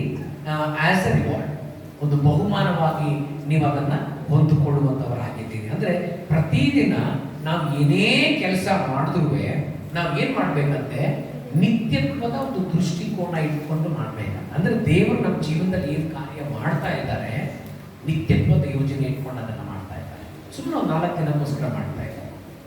ಒಂದು ಟೈಮಲ್ಲಿ ಸ್ಟೇಟ್ ಗೌರ್ಮೆಂಟು ಸೆಂಟ್ರಲ್ ಗೌರ್ಮೆಂಟ್ ಕೆಲಸ ಅಂತಂದ್ರೆ ಜನರಿಗೆ ಒಂಥರ ಸ್ವರ್ಗ ಸಿಕ್ಕಂಗೆ ಆಗ್ತಾ ಇತ್ತು. ಯಾಕಂದ್ರೆ ಎಲ್ಲ ರೀತಿಯಾದ ಪ್ರಯೋಜನಗಳು ಸಿಗ್ತಾ ಇತ್ತು. ಸೊ ಇಲ್ಲಿ ಏನ್ ಹೇಳ್ತದೆ ದೇವರ ವಾಕ್ಯ, ನಾವು ಏನನ್ನೇ ಮಾಡಿದ್ರು ಪ್ರತಿನಿತ್ಯ ಯಾವುದೇ ಕೆಲಸಕ್ಕೆ ನಾವು ಬರುವಾಗ ನಿತ್ಯತ್ವದ ದೃಷ್ಟಿಕೋನ ನಾವು ಇಟ್ಕೊಳ್ಬೇಕು. ಯಾವಾಗ ನಾವು ಈಗ ನಮಗೆ ದೇವರು ಕೊಟ್ಟಿರುವಂತ ರಕ್ಷಣೆ ನಿತ್ಯ, ಈ ರಕ್ಷಣೆ ನಾವು ಯಾವ ದಿನ ಯೇಸುವೆ ನನ್ನ ಪಾಪಿ ನಾನು ಕ್ಷಮಿಸು ಅಂತ ಕೇಳಿದ ಅದು ಆರಂಭ. ಅಲ್ಲಿಂದ ದೇವರು ನಮ್ಮ ಜೀವನದಲ್ಲಿ ಕಾರ್ಯ ಮಾಡ್ತಾ ಇದ್ದಾರೆ. ಅಂದ್ರೆ ನಾನು ಹೇಳ್ತೇನೆ, ಒಂದು ಸಮಯದಲ್ಲಿ ನಾನು ಹೇಳ್ತಾ ಇದ್ದೆ, ಒಂದ್ಸರಿ ರಕ್ಷಣೆ ಹೊಂದ್ರೆ ಎಂದೆಂದಿಗೂ ರಕ್ಷಣೆ ಹೊಂದ್ಬಿಟ್ರು, once saved forever saved. ಆಮೇಲೆ ಗೊತ್ತಾಯ್ತು ಅದು ನಿಜ ಅಲ್ಲ. ಕೊನೆ ತನಕ ನಿಲ್ಲುವವನು ಮಾತ್ರ ರಕ್ಷಿಸಲ್ಪಡ್ತಾನೆ. ಒಂದ್ಸರಿ ರಕ್ಷಣೆ ಸಿಕ್ತಂತ ಹೇಳಿ ನನ್ನ ಕರ್ತನನ್ನು ಸೇರ್ತೀನಿ ಅಂತ ಹೇಳ್ಬೇಕಾಗೋದಿಲ್ಲ. ಯಾಕಂದ್ರೆ ದಾರಿನಲ್ಲಿ ಬರ್ತಾ ಬರ್ತಾ ಬರ್ತಾ ಯಾವಾಗ ಬೇಕಾದ್ರೂ ನಮ್ಮ ಮನಸ್ಸು ಬದಲಾಯಿಸ್ಕೊಂಡು ನಾವು ಹೋಗ್ಲಿಕ್ಕೆ ಸಾಧ್ಯ. ದೇವರು ನಮ್ಮ ಮೇಲೆ ಒತ್ತಾಯ ಮಾಡೋದಿಲ್ಲ. ಆರಿಸಿಕೊಳ್ಳೋ ಹಕ್ಕನ್ನು ದೇವರು ನಮ್ಗೆ ಕೊಟ್ಟಿದ್ದಾರೆ. ದೇವರ ಆಸೆ ಯಾರೂ ನಾಶವಾಗಬಾರ್ದು, ಎಲ್ಲರೂ ನಿತ್ಯ ಜೀವ ಪಡಿಬೇಕನ್ನುವಂಥದ್ದು ದೇವರ ಆಸೆ ಆಗಿದೆ. ಈಗ ನಾನೇ ಈ ರಕ್ಷಣೆ ಬೇಡ ಅಂತ ಬಿಟ್ಟು ಹೋಗುವಾಗ ದೇವರು ನನ್ನ ಬಲವಂತ ಮಾಡೋದಿಲ್ಲ. ಯಾಕೆ? ನಮ್ಮನ್ನ ದೇವರು ಯಂತ್ರವಾಗಿ ಮಾಡಿಲ್ಲ, ಮಷಿನ್ ತರ ಮಾಡಿಲ್ಲ, ಮನುಷ್ಯರಾಗಿ ಮಾಡಿದ್ದಾರೆ. ನಮಗೆ ಆರಿಸಿಕೊಳ್ಳುವ ಹಕ್ಕನ್ನ ಕೊಟ್ಟಿದ್ದಾರೆ. ಹೀಗಾಗಿ ಯಾರಾದರೂ ನಂಗೆ ರಕ್ಷಣೆ ಬೇಡ ಅನ್ನುವಾಗ ನಾವು ಬಲವಂತ ಮಾಡ್ಲಿಕ್ಕೆ ಆಗೋದಿಲ್ಲ. ನಾವೇನ್ ಮಾಡ್ಬೋದು? ಪ್ರಾರ್ಥನೆ ಮಾತ್ರ ಮಾಡ್ಲಿಕ್ಕೆ ಸಾಧ್ಯ. ಬಟ್ ದೇವ್ರ ವಾಕ್ಯ ಹೇಳ್ತದೆ, ಯಾರು ಕೊನೆ ತನಕ ನಿಂತ್ಕೊಳ್ತಾರೆ ಅವರು ರಕ್ಷಿಸಲ್ಪಡ್ತಾರೆ. ಅಂದ್ರೆ ಮಧ್ಯದಲ್ಲಿ ನಾವು ರಕ್ಷಣೆ ಕಳ್ಕೊಳ್ತೀವಿ ಅನ್ನೋದನ್ನ ನಾನು ಹೇಳಲಿಕ್ಕೆ ಪ್ರಯತ್ನಿಸ್ತಾ ಇಲ್ಲ. ನಮ್ಮ ರಕ್ಷಣೆಯನ್ನ ನಾವು ಕಾಪಾಡಿಕೊಳ್ಬೇಕು. ಇದು ನಮ್ಮ ಜವಾಬ್ದಾರಿ. ದೇವರು ಮಾಡಬೇಕಾದನ್ನೆಲ್ಲ ಮಾಡಿದ್ರು, ನಾವು ಅದನ್ನು ಸ್ವೀಕರಿಸ್ತೀವಿ. ಬಟ್ ಆ ಮಾರ್ಗದಲ್ಲಿ ನಡಿಬೇಕಾಗಿರುವುದು ನಮ್ಮ ಕೆಲಸ ಹೊರತು ದೇವರಲ್ಲ. ದೇವರು ನಮಗೆ ಮಾರ್ಗದರ್ಶಿಸ್ತಾರೆ, ಬಟ್ ಆ ಮಾರ್ಗದಲ್ಲಿ ನೀವು ನಾನೇ ನಡಿಬೇಕು. ಸೊ ಹೀಗಿರುವಾಗ ನಾವು ಏನನ್ನೇ ಮಾಡಲಿ, ಸೊ ಏನ್ ಮಾಡ್ಬೇಕಂತೆ, ನಾವು ನಮ್ಮ ಪ್ರತಿನಿತ್ಯ ನಾವು ಏನನ್ನೇ ಮಾಡಿದ್ರು ನಿತ್ಯತ್ವದ ಒಂದು ದೃಷ್ಟಿಕೋನದಲ್ಲಿ ನಾವು ಮಾಡಬೇಕು. ಅಂದ್ರೆ ಇದು ಬರೀ ಆತ್ಮಿಕ ವಿಷಯಗಳು ಮಾತ್ರ ಅಲ್ಲ. ಒಂದು ಬಿಸ್ನೆಸ್ ಮಾಡ್ತಾ ಇರ್ಬೋದು, ನೀವು ಕೆಲಸನ ಮಾಡ್ತಾ ಇದ್ದೀರಾ, ಪ್ರತಿಯೊಂದನ್ನ ಒಂದು ನಿತ್ಯತ್ವದ ದೃಷ್ಟಿಕೋನದಲ್ಲಿ. ಅಂದ್ರೆ ನೀವು ಕೆಲಸ ಮಾಡುವ ಸ್ಥಳದಲ್ಲಿ ಎಂಥ ಸಾಕ್ಷಿ ನೀವು ಬಿಡಬೇಕು ಅಂತಂದ್ರೆ ಅಲ್ಲಿ ಜನ ಮಾತಾಡಬೇಕು. ಏನಂತ, ಯಾವ ರೀತಿಯಲ್ಲಿ ಇವ್ರು ಕೆಲಸ ಮಾಡ್ತಾರೆ, ನಿಮ್ ಸಾಕ್ಷಿ ಹೇಗಿರ್ಬೇಕು ಅಂತಂದ್ರೆ, ಇದಕ್ಕೆ ಕಾರಣ ಅವ್ರು ನಂಬಿದಂತ ಯೇಸು ಅನ್ನುವಂಥ ಸಾಕ್ಷಿ ಬರಬೇಕು. ಹಲ್ಲೆಲೂಯಾ. ಅಪೊಸ್ತಲ ಕೃತ್ಯದಲ್ಲಿ ದೇವರ ವಾಕ್ಯ ಹೇಳ್ತದೆ, ಈ ಅಪೊಸ್ತಲರು ಅದ್ಭುತ ಮಾಡೋದನ್ನ, ಪೇತ್ರಯವರನ್ನು ಅದ್ಭುತ ಮಾಡೋದನ್ನು ನೋಡುವಾಗ ಅವ್ರು ಏನ್ ಮಾತಾಡಿದ್ರಂದ್ರೆ, ಇವರು ಅಕ್ಷರ ಇಲ್ಲದೆ ಇರು, ತರಬೇತಿ ಇಲ್ಲದೆ ಇದ್ರು, ಈ ರೀತಿಯ ಅದ್ಭುತಗಳು ಇವ್ರ ಮೂಲಕ ಹೆಂಗ ಆಗ್ತಾ ಇದೆ. ಆವಾಗ ಅವ್ರು ಗುರುತಿಸ್ಕೊಂಡ್ರಂತೆ ಇವ್ರು ಯೇಸುವಿನ ಜೊತೆನಲ್ಲಿ ಇದ್ದರು ಅಂತ ಸಾಕ್ಷಿ. ಇವ್ರು ಹೇಳಿಲ್ಲ. ಅಪೊಸ್ತಲ ಕೃತ್ಯ 4ನೇ ಅಧ್ಯಾಯದಲ್ಲಿ ಇವ್ರು ಹೇಳಿಲ್ಲ. ಜನ ಏನ್ ಹೇಳ್ತಾರೆ, ಇವ್ರು ಯೇಸುವಿನ ಸಂಗಡ ಇದ್ದವರು. ಇವತ್ತು ಜನ ನಮ್ಮನ್ನ ನೋಡುವ, ನಾವು ಯೇಸುವಿನ ಸಂಗಡ ಇದ್ದವರು ಅಂತ ಹೇಳಲಿಕ್ಕೆ ಸಾಧ್ಯ. ನಾನೊಂದು ಕಂಪ್ನಿದು ಝೂಮ್ ಮೀಟಿಂಗ್ ತಗೊಳ್ತಾ ಇದ್ದೆ. ಮೊನ್ನೆ ಒಬ್ರು ಸಹೋದರಿ ಯಾವುದೋ ಒಂದು ಮದುವೆನಲ್ಲಿ ಸಿಕ್ಕಿದ್ರಂತೆ. ಅವರ ಆ ಸ್ನೇಹಿತರು ಸಿಕ್ಕಾಗ ಅವ್ರು ಕೇಳಿದ್ರಂತೆ, ವಿಠಲ್ ಅವರು ಝೂಮ್ ಮೀಟಿಂಗ್ ತಗೊಳ್ತಾ ಇದ್ರಲ್ಲ, ಅವ್ರ ಮಾತೆಲ್ಲ ಕೇಳಿದ್ರೆ ಅವ್ರು ಪಾಸ್ಟ್ರು ಅಂತ ಅನಿಸ್ತದೆ, ಅವ್ರು ಪಾಸ್ಟ್ರ ಅಂತ ಕೇಳಿದ್ರು. ತಗೊಳ್ತಾ ಇದ್ದದ್ದು ಒಂದು ಕಂಪ್ನಿದು ಝೂಮ್ ಮೀಟಿಂಗ್ ತಗೊಳ್ತಾ ಇದ್ದೆ. ಅವ್ರು ಹೇಳಿದ್ರಂತೆ, ಇಲ್ಲ ಅವ್ರ ಸ್ವರ ಎಲ್ಲ ಕೇಳಿದ್ರೆ, ಅವ್ರು ಮಾತಾಡೋ ವಿಧಾನ ನೋಡಿದ್ರೆ ಅವ್ರು ಪಾಸ್ಟ್ರು ಅಂತ ಅನಿಸ್ತದೆ, ಅವ್ರು ಪಾಸ್ಟ್ರ ಅಂತ ಕೇಳ್ತಾರೆ. ಸೊ ನಾನು ಹೇಳಿದೆ, ದೇವರೇ ನಿನಗೆ ಸ್ತೋತ್ರ ಅಂತ. ಅಂದ್ರೆ ದೇವರು ನಮ್ಮ ಜೀವಿತದಲ್ಲಿ ಕಾರ್ಯ ಮಾಡ್ತಾರೆ, ಜನ ಅದನ್ನು ಗುರುತಿಸಲಿಕ್ಕೆ ಸಾಧ್ಯ. ಆದರೆ ಇಲ್ಲಿ ಮುಖ್ಯವಾದದ್ದು ಏನಂದ್ರೆ, ನಾವು ಕರ್ತನಿಗಾಗಿ ಮಾಡ್ತಾ ಇದ್ದೇವಾ? ದೇವರೇ, ನಾನು ಮಾಡೋ ಕೆಲಸಗಳಲ್ಲಿ ನೀನು ಮಹಿಮೆ ಹೊಂದಬೇಕು. ಆಕ್ಚುಲಿ ನಾನು ಆಲ್ಮೋಸ್ಟ್ 1.5 ತಿಂಗಳು ಇದಕ್ಕೆ ನಾನು ಬಂದಿದ್ದೇನೆ. ನಾಳೆ ಬೀದರ್ ಕಡೆಗೆ ಹೋಗ್ತಾ ಇದ್ದೇನೆ, ಕಾರ್ನಲ್ಲಿ ಬಂದಿದ್ದೇನೆ. ಈ ತಿಂಗಳು 28ನೇ ತಾರೀಕು ನನ್ನ ಕಾರ್ದು FC ಮುಗಿತಾ ಇದೆ. ಸೊ ಕಳೆದ ತಿಂಗಳು ಏನ್ ಮಾಡಿದೆ ಅಂತಂದ್ರೆ, ನಾನು FC ಅಪ್ಲೈ ಮಾಡ್ಲಿಕ್ಕೆ ಹೋದಾಗ ಅಲ್ಲಿದ್ದವರೆಲ್ಲ ಹೇಳಿದ್ರು, ಸರ್ ನಿಮ್ದು ಬಂಪರ್ ಎಲ್ಲ ಪೇಂಟ್ ಹೋಗಿದೆ, ಇದಾಗಿದೆ ಅದಾಗಿದೆ, ಖಂಡಿತ ಚೆಕ್ ಮಾಡ್ತಾರೆ ಅಂತಂದ್ರು. ಆಮೇಲೆ ಅಲ್ಲಿ ಇನ್ನೊಂದು ಕಡೆಗೆ ಕಳಿಸ್ತಾರೆ, ಎಲ್ಲ ಮಷೀನಲ್ಲಿ ಚೆಕ್ ಮಾಡ್ತಾರೆ, ಗಾಡಿನಲ್ಲಿ ಏನೇನಿದೆ ಅಂತ. ಸೊ ನಾನು ಪ್ರಾರ್ಥನೆ ಮಾಡಿದ್ದೆ, ದೇವರೇ ನಾನು ಈ ತರ ಹೋಗ್ಬೇಕು, ಮಧ್ಯದಲ್ಲಿ ನಾನು ವಾಪಸ್ ಬರ್ಲಿಕ್ಕೆ ಆಗುವುದಿಲ್ಲ ಅಂತ ಹೇಳ್ಬಿಟ್ಟು. ಸೊ ನಾನು ಹೋದೆ, ಎಲ್ಲ ಏಜೆಂಟ್ನ ಕೇಳಿದೆ, 4,000 ರೂಪಾಯಿ ಜಾಸ್ತಿ ಕೇಳಿದ್ರು. ನಾನಂದ್ರೆ ಬೇಡ, ನಾನೇ ನೇರವಾಗಿ ಮಾಡಿಸ್ಲಿಕ್ಕೆ ಹೋದೆ. ಸೊ ಅವತ್ತಿನ ದಿನ ಏನಾಗಿದೆ ಅಂದ್ರೆ, ಮೇನ್ ಇನ್ಸ್ಪೆಕ್ಟರ್ ಬರೋದು ಸ್ವಲ್ಪ ಲೇಟ್ ಆಯ್ತು. ಒಂದು 5 ಜನ ಜೂನಿಯರ್ ಇನ್ಸ್ಪೆಕ್ಟರ್ಗಳನ್ನ ಹೇಳಿದ್ರು, ನೀವೆಲ್ಲ ಗಾಡಿಗಳನ್ನ ಚೆಕ್ ಮಾಡ್ರಿ ಅಂತ. ಸೊ ಚೆಕ್ ಮಾಡ್ಲಿಕ್ಕೆ ಬಂದಾಗ ಅಲ್ಲೊಬ್ರು ಇನ್ಸ್ಪೆಕ್ಟರ್ ಚೆಕ್ ಮಾಡ್ಲಿಕ್ಕೆ ಬಂದಿದ್ದಾರೆ. ಜಸ್ಟ್ ಹಂಗೆ ಮಾತಾಡಿದೆ, ಫ್ರೆಂಡ್ ಆಗ್ಬಿಟ್ರು, ಕ್ಲೋಸ್ ಆಗ್ಬಿಟ್ರು. ಅವ್ರು ನಂಗೆ ಹೇಳಿದ್ರು, ಸರ್ ನೀವು ಬ್ರೇಕ್ ಹಿಡಿಯುವಾಗ ಹಿಂದ್ಗಡೆದು ಬ್ರೇಕ್ ಲೈಟ್ ಅಲ್ಲಿ ಒಂದು ಲೈಟು ಅದು ಬರ್ತಾ ಇಲ್ಲ, ನೀವು ಹೋಗಿ ಹಾಕ್ಸ್ಕೊಂಡ್ ಬರ್ತೀರಾ ಅಂದ್ರು. ನಾನಂದ್ರೆ ಇನ್ನೇನಾದ್ರು ಇದ್ರೆ ಲಿಸ್ಟ್ ಕೊಟ್ಬಿಡಿ, ಒಂದ್ಸರಿ ನೀವು ಅಪ್ರೂವಲ್ ಕೊಟ್ಮೇಲೆ ನಾನು ತಗೊಂಡೋಗಿ ಪೂರ್ತಿ ಮೆಕ್ಯಾನಿಕ್ ಅಂತ ಮಾಡಿಸ್ಬಿಡ್ತೀನಿ ಅಂತಂದೆ. ಈಗ ಹೋಗಿ ಬರೋದು ಬೇಡ ಅಂತ. ಆಯ್ತು ಅಂತಂದ್ರು. ಎಲ್ಲ ನೋಡಿದ್ರು, ಅದನ್ನು ಬರೀಲೂ ಇಲ್ಲ. ಸೈನ್ ಮಾಡಿದ್ರು, ಸರ್ ಸಾಹೇಬರು ಬರ್ತಾರೆ, ಅವ್ರೊಂದು ಸೈನ್ ಹಾಕೊಡ್ತಾರೆ, ಅದಾಯ್ತು ಅಂತಂದ್ರೆ ನಿನ್ನ ಕೆಲಸ ಮುಗೀತು ಅಂತ. ಅವರು ಒಂದು ಸ್ವಲ್ಪ 11 ಗಂಟೆಯಿಂದ 2 ಗಂಟೆ ತನಕ ಕಾಯಿಸಿದ್ರು, ಪರವಾಗಿಲ್ಲ ಕೂತ್ಕೊಂಡಿದ್ದೆ ಅಲ್ಲಿ. ಸೊ 2 ಗಂಟೆ ಅಷ್ಟೊತ್ತಿಗೆ ಅವ್ರು ಬಂದರು, ಸೈನ್ ಮಾಡಿದ್ರು, ಮುಗೀತು, ನೀವು ಹೋಗ್ಬೋದು ಅಂತ. ಅಕ್ಕಪಕ್ಕದವ್ರು ಯೋಚನೆ ಮಾಡ್ತಾರೆ, ಸರ್ ನಮ್ಮ ಗಾಡಿ ಎಲ್ಲ ಪೇಂಟ್ ಹೊಡ್ಸ್ಕೊಂಡ್ ಬಂದಿದ್ದೀವಿ ಸರ್ ನಾವು, ನಿಮ್ಮ ಗಾಡಿ ಇಷ್ಟಿದೆ ಮಾಡ್ಕೊಟ್ಬಿಟ್ರಲ್ಲ ಅಂತ. ಆಮೇಲೆ ನನ್ನ ಮೆಕ್ಯಾನಿಕ್ ಹೇಳ್ತಾರೆ, ಸರ್ ನಮ್ಮ ಗಾಡಿ ರಿಜೆಕ್ಟ್ ಮಾಡಿ ಕಳಿಸಿದ್ದಾರೆ ಅಂತ. ಸೊ ನಾನು ಏನು ತಿಳಿಸಿದೆ ಅಂತಂದ್ರೆ, ದೇವರು ಗೊತ್ತು ಇನ್ನು ನಮ್ಮ ಸನ್ನಿವೇಶ. ಆತನ ಮೇಲೆ ನಾವು ಮಾತುಕೊಳ್ಳುವಾಗ ದೇವರ ದಯೆ ನಮ್ಮ ಮೇಲೆ ಇದೆ. ಎರಡನೇದು, ಮನುಷ್ಯರ ದಯೆಯನ್ನು ದೇವರು ನಾವು ಒದಗಿಸ್ತಾನೆ, ನಾವು ನಂಬಬೇಕು. ಸೊ ಈ ಒಬ್ರು ಬಂದು ಹೇಳಿದ್ರು, ಇಲ್ಲ ನಂಗೆ ಅಲ್ಲಿ ಕಳಿಸಿದ್ರು, ಎಲ್ಲ ಹೋಗಿ ರಿಪೇರಿ ಮಾಡಿಸ್ಕೊಂಡ್ ಬಂದೆ ಅಂತ ಅಂದ್ರು. ಅವ್ರ ಮಾತು ಕೇಳಿದ್ರೆ ನಾನು ಆ ಕಡೆ ಹೋಗ್ಬೇಕು, ನಾನು ಆ ಯೋಚನೆ ಮಾಡಲಿಲ್ಲ. ದೇವರೇ ನಿನ್ನ ಕೈಗೆ ಅದನ್ನು ಒಪ್ಪಿಸ್ಕೊಡ್ತೇನೆ, ಇದೇನು ಮಾಡ್ಬೇಕಾದನ್ನು ಮಾಡಿಸ್ತೇನೆ, ನಿನ್ನ ಕೈಗೆ ಒಪ್ಪಿಸ್ಕೊಡ್ತೇನೆ. ಸೊ ನಾನು ಈ ಟ್ರಿಪ್ ಬರ್ಲಿಕ್ಕೆ ಮುಂಚೆ FC ಹಾಗೆ ಹೋಯ್ತು ಗಾಡಿ.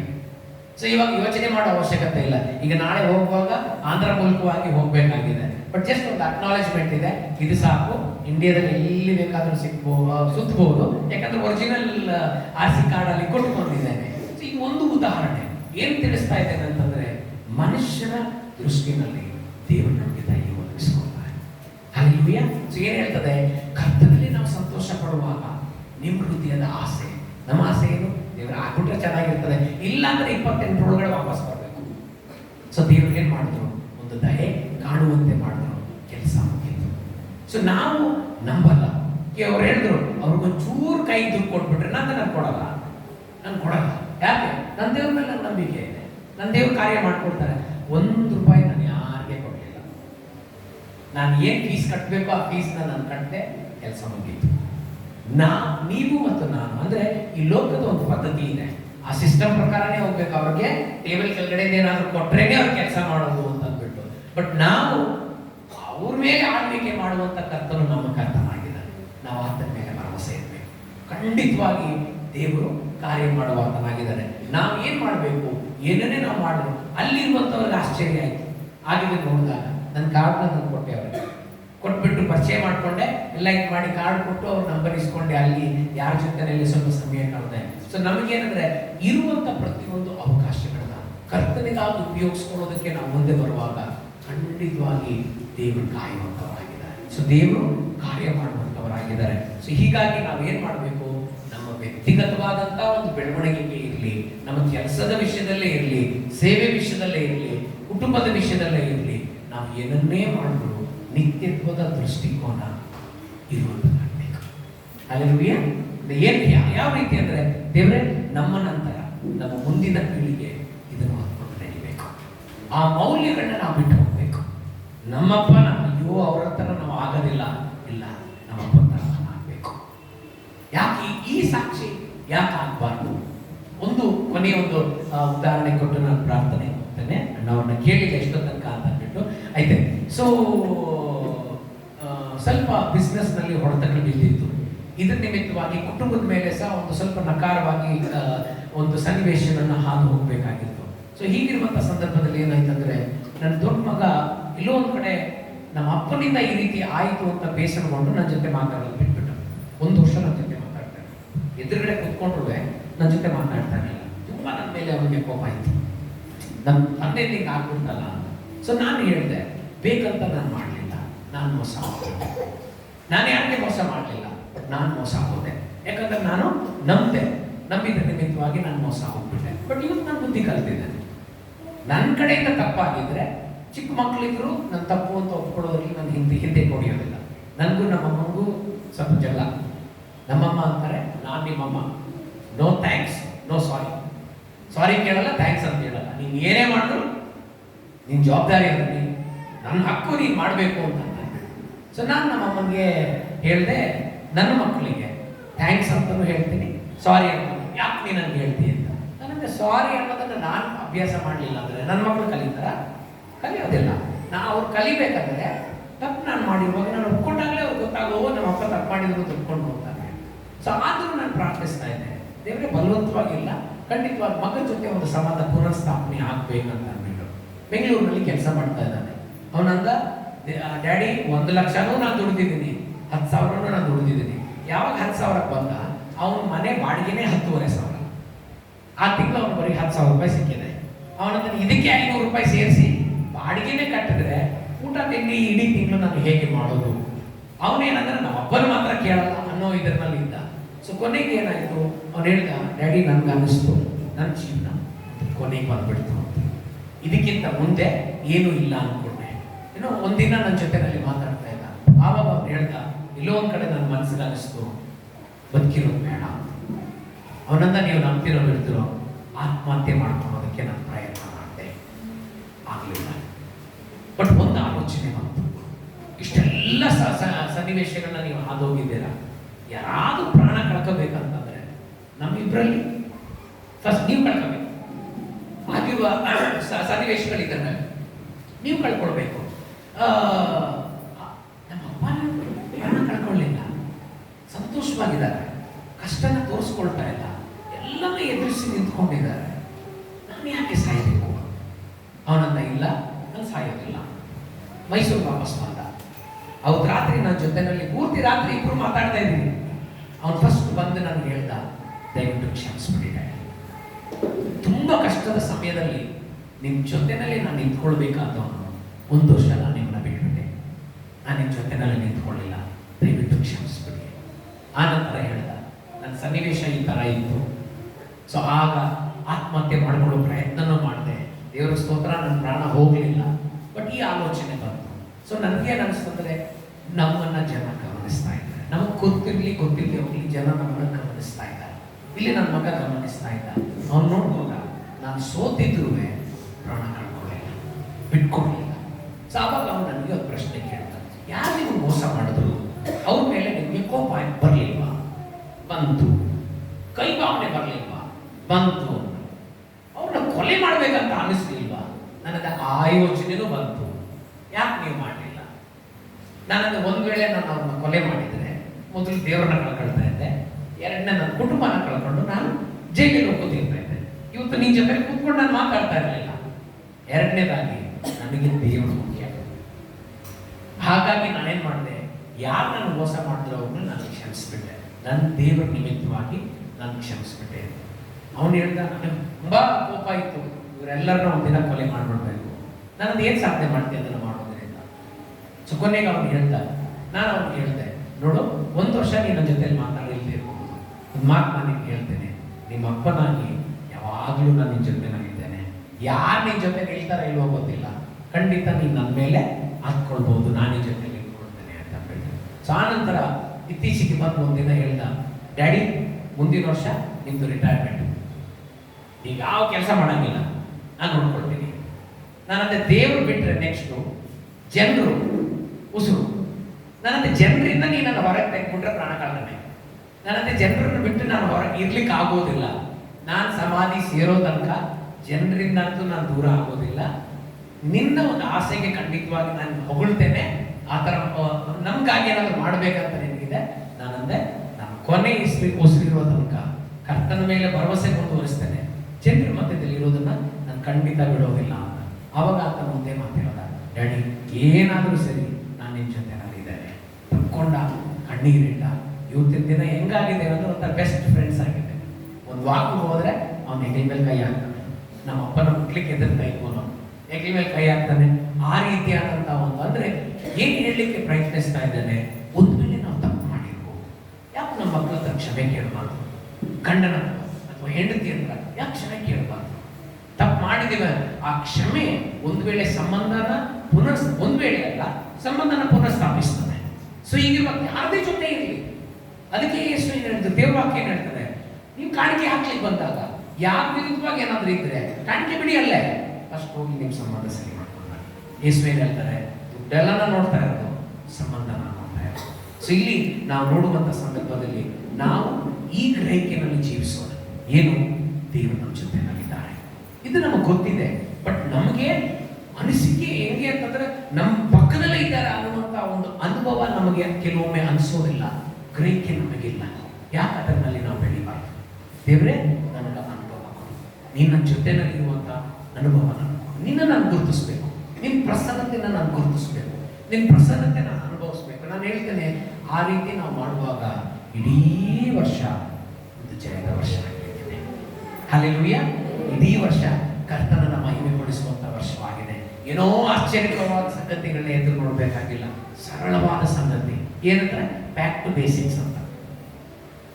ವಾಪಸ್ ನಾವು ಬರಬೇಕು. ಎಲ್ಲಿ ನಾವು ಆರಂಭಿಸ್ತು ಅಲ್ಲಿಂದ ಎಲ್ಲಿ ನಾವು ಆರಂಭಿಸ್ತು ಕರ್ತನನ್ನ ನಮ್ಮ ಜೀವನದಲ್ಲಿ ಬರ ಮಾಡಿಕೊಂಡಿರೋದ್ರಿಂದ ಅಲ್ಲಿಂದ ನಾವು ಆರಂಭಿಸೋಣ. ಮೊದಲನೇ ದಿನದಲ್ಲಿ ನಾವು ಇದ್ದೇವೆ. ವರ್ಷದ ಕೊನೆಯ ದಿನ ನಾವೆಲ್ಲರೂ ಸಾಕ್ಷಿ ಹೇಳಲಿಕ್ಕೆ ಸಾಧ್ಯ. ಇವತ್ತು ಅಣ್ಣ ಏನಿದ್ರು ಇವತ್ತು ಸಾಕ್ಷಿ ಇಲ್ಲ, ಗೆಸ್ಟ್ ಬಂದಿದ್ದಾರೆ, ಸಾಕ್ಷಿ ಇಲ್ಲ. ಮುಂದಿನ ವಾರ ನೀವು ಸಾಕ್ಷಿ ಕೊಡ್ರಿ.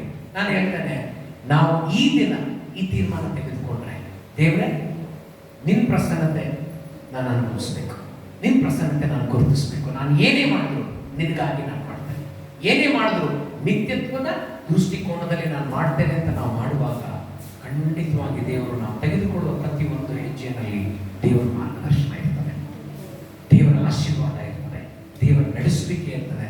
ಖಂಡಿತವಾಗಿ ನಿಮ್ಮನ್ನ ಆಶೀರ್ವದಿಸುವುದು ಮಾತ್ರವಲ್ಲ, ಇಡೀ ವರ್ಷ ನಿಮ್ಮನ್ನ ಅನೇಕರಿಗೆ ಆಶೀರ್ವಾದವಾಗಿ ಉಪಯೋಗಿಸಲಿಕ್ಕೆ ಇಷ್ಟಪಡ್ತಾರೆ. ಹಲ್ಲೆಲೂಯಾ. ಕರ್ತ ನಿಮ್ಮ ಕೈನ ಬಲಪಡಿಸ್ತಾರೆ, ಕೊಡುವಂತ ಕೈಗಳನ್ನಾಗಿ ಮಾಡ್ತಾರೆ. ಏನೋ ಅನೇಕರಿಗೆ ನೀವು ಆಶೀರ್ವಾದವಾಗಿ ಖಂಡಿತವಾಗಿ ದೇವರು ಮಾಡ್ತಾರೆ. ನಮ್ಮನ್ನು ನಾವು ಆತನಿಗೆ ಒಪ್ಪಿಸಿಕೊಂಡು ಈ ಸಮಯದಲ್ಲಿ ನಾವು ಪ್ರಾರ್ಥನೆ ಮಾಡೋಣ. ಈ ವಾಕ್ಯಗಳ ಮೇಲೆಗೆ ಕರ್ತನೆ 2025 ಒಂದು ವಿಶೇಷ ವರ್ಷ. ಏನಕ್ಕೆ ದೇವರು ನಮ್ಮನ್ನು ಕರೀತಾ ಇದ್ದಾರೆ? ನನ್ನ ಗ್ರಹಿಕೆಯಲ್ಲಿ ನೀವು ಜೀವಿಸಿ, ನಾನು ನಿಮ್ಮ ಸಂಗಡ ಇದ್ದೇನೆ. ಇದು ಬೈಬಲ್ನಲ್ಲಿ ವಾಕ್ಯ ಮಾತ್ರ ಅಲ್ಲ, ಇದು ಸತ್ಯವಾಗಿದೆ. ನಿಜವಾಗಿ ದೇವರು ನಮ್ಮ ಜೊತೆಯಲ್ಲಿದ್ದಾರೆ. ದೇವರು ಪಕ್ಷಪಾತಿ ಅಲ್ಲ. ಹಿನ್ನೆಲೆ ಏನೇ ಆಗಿರ್ಬೋದು, ವಯಸ್ಸು ಏನೇ ಆಗಿರ್ಬೋದು, ದೇವರು ಪ್ರತಿಯೊಬ್ಬರನ್ನು ಪ್ರೀತಿಸ್ತಾರೆ.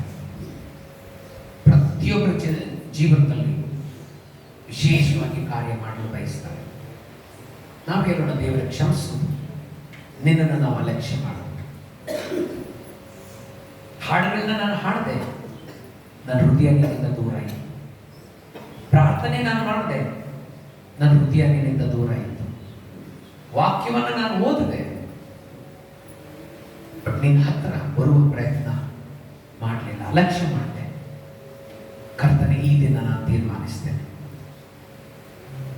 ನೀನೇ ನನಗೆ ತೃಪ್ತಿ, ಅಥವಾ ನನ್ನ ತೃಪ್ತಿ ನಿನ್ನಲ್ಲಿ ಕಂಡುಕೊಳ್ಳಿಕ್ಕೆ ನಾನು ಇಷ್ಟಪಡ್ತೇನೆ. ಕರ್ತನಿಗೆ ಕೊಡಬೇಕಾದ ಸ್ಥಾನವನ್ನು ಕೊಡುವಾಗ, ಆ ಮೊದಲ ಸ್ಥಾನವನ್ನು ನಾವು ಆತನಿಗೆ ಕೊಡುವಾಗ ಖಂಡಿತವಾಗಿ ಉಳಿದದೆಲ್ಲವನ್ನು ದೇವರು ಮಾಡಲಿಕ್ಕಿದ್ದಾರೆ. ಅದಕ್ಕೆ ದೇವರ ವಾಕ್ಯ ಹೇಳ್ತದೆ, ದೇವರ ರಾಜ್ಯಕ್ಕಾಗಿ ನೀತಿಗಾಗಿ ಮೊದಲು ತವಕಪಡಿ, ಮೊದಲು ಇವುಗಳು ಕೂಡ ಎಲ್ಲ ಒದಗಿಸಲ್ಪಡ್ತವೆ. ಕರ್ತನೆ, ನಿನಗೆ ಸ್ತೋತ್ರ. ನಮ್ಮನ್ನು ನೀವು ಮುಟ್ಟಿದ್ದೆ ಕರ್ತನೆ. ಹೊಸ ವರ್ಷವನ್ನು ಪ್ರವೇಶಿಸಲಿಕ್ಕೆ ಕೃಪೆಯನ್ನು ಕೊಟ್ಟೆ ಕರ್ತನೆ. ಆರೋಗ್ಯವನ್ನು ದಯಪಾಲಿಸಿದೆ, ಆಶೀರ್ವಾದವನ್ನು ಕೊಟ್ಟಿದೆ. ನಮ್ಮ ಜೀವನಕ್ಕೆ ಅತ್ಯಂತ ದೊಡ್ಡ ಆಶೀರ್ವಾದ ನೀನೇ ಆಗಿದ್ದಿ ಕರ್ತನೆ. ನಮ್ಮ ಜೀವಿತದಲ್ಲಿ ನೀನಿರುವಾಗ ನಮಗೆಲ್ಲವೂ ಇದೆ. ಸ್ತೋತ್ರ ಮಾಡ್ತೇವೆ, ಈ ವಾಕ್ಯಕ್ಕಾಗಿ ಸ್ತೋತ್ರ ಮಾಡ್ತೇವೆ. ನಿನ್ನಲ್ಲಿ ನಾವು ಆನಂದಿಸ್ತೇವೆ, ನಿನ್ನ ಪ್ರಸನ್ನತೆಯನ್ನು ಪ್ರೀತಿಸ್ತೇವೆ, ನಿನ್ನ ಜೊತೆ ಸಮಯ ಕಳೆಯುವುದನ್ನು ನಾವು ಇಷ್ಟಪಡ್ತೇವೆ. ಆರಾಧಿಸುವಂಥದ್ದು, ಪ್ರಾರ್ಥನೆ ಮಾಡುವುದು, ವಾಕ್ಯ ಓದುವುದು ನಮ್ಮ ಜೀವಿತದಲ್ಲಿ ಭಾರ ಆಗುವುದು ಬೇಡ. ಕುತೂಹಲ, ಒಂದು ಆಸೆ ಆಗಲಿ ಕರ್ತನೆ, ತವಕವಾಗಲಿ. ನಾನು ಆತನನ್ನು ಆರಾಧಿಸಬೇಕು, ಆತನ ವಾಕ್ಯ ಧ್ಯಾನಿಸಬೇಕು. ಪ್ರತಿ ಸಾರಿ ಅಪೇಕ್ಷೆಯಿಂದ ನಾನು ಬರುವಾಗ, ನೀನು ಪ್ರತಿಫಲ ಕೊಡ್ತೀನಿ ಅಂತ ನಾನು ಬರುವಾಗ, ನೀನು ಖಂಡಿತವಾಗಿ ಪ್ರತಿಫಲ ಕೊಡುವಾಗಿದೆ. ನಿನಗೆ ಸ್ತೋತ್ರ ಮಾಡ್ತೇವೆ ಕರ್ತನೆ. ಅನ್ಯೋನ್ಯತೆ ನಿನ್ನಷ್ಟಕ್ಕೆ ಒಪ್ಪಿಸ್ತೇವೆ. ಇಲ್ಲಿ ಕುಳಿತಿರುವ ಒಬ್ಬೊಬ್ಬರು ನಿನ್ನಷ್ಟಕ್ಕೆ ಒಪ್ಪಿಸ್ತೇವೆ. ಪ್ರತಿಯೊಬ್ಬರನ್ನ ನೀನು ಆಶೀರ್ವದಿಸಿದ್ದಿ, ಆಶೀರ್ವಾದವಾಗಿ ನೀನು ಕರೆದಿದ್ದಿ, ಅದಕ್ಕಾಗಿ ಸ್ತೋತ್ರ. ಒಬ್ಬೊಬ್ಬರನ್ನು ಕರ್ತನೆ ಈ ವರ್ಷದಲ್ಲಿ ಆಶೀರ್ವಾದವಾಗಿ ಕರ್ತನೆ ನಿನ್ನ ಚಿತ್ತ ಅವರ ಜೀವಿತದಲ್ಲಿ ನೆರವೇರಲಿ. ಅದೇ ರೀತಿ ನಾವು ಪ್ರಾರ್ಥಿಸ್ತೇವೆ, ಖಾಲಿ ಇರುವ ಎಲ್ಲಾ ಕುರ್ಚಿಗಳು ಭರ್ತಿಯಾಗಲಿ ಕರ್ತನೆ. ನಿನ್ನನ್ನು ಕಂಡುಕೊಳ್ಳಿಕ್ಕೆ ಜನ ನಿನ್ನನ್ನು ಹುಡುಕಿಕೊಂಡು ಇಲ್ಲಿ ಬರಲಿ ಕರ್ತನೆ. ಕರ್ತನೆ, ಬರುವ ದಿನಗಳಿಗೆ ಹೀಗಾಗಲಿ, ಈ ಸ್ಥಳದಲ್ಲಿ ಕೂತ್ಕೊಳ್ಳಿಕ್ಕೆ ಜಾಗ ಇಲ್ಲ. ಅಷ್ಟು ಆತ್ಮಗಳು ಕರ್ತನ ಕಡೆಗೆ ಬಂದಿವೆ. ಒಬ್ಬೊಬ್ಬರನ್ನ ನೀನು ಉಪಯೋಗಿಸಿ ಕರ್ತನೆ. ಕರ್ತನಲ್ಲಿ ನಿಮ್ಮ ಶ್ರಮೆ ಎಂದಿಗೂ ವ್ಯರ್ಥವಾಗುವುದಿಲ್ಲ ಅಂತ ದೇವರ ವಾಕ್ಯ ತಿಳಿಸ್ತದೆ. ಕರ್ತನ ಹೇಳ್ತಾನೆ, ನನ್ನಲ್ಲಿ ನಿಮ್ಮ ಶ್ರಮೆ ಎಂದಿಗೂ ವ್ಯರ್ಥವಾಗುವುದಿಲ್ಲ.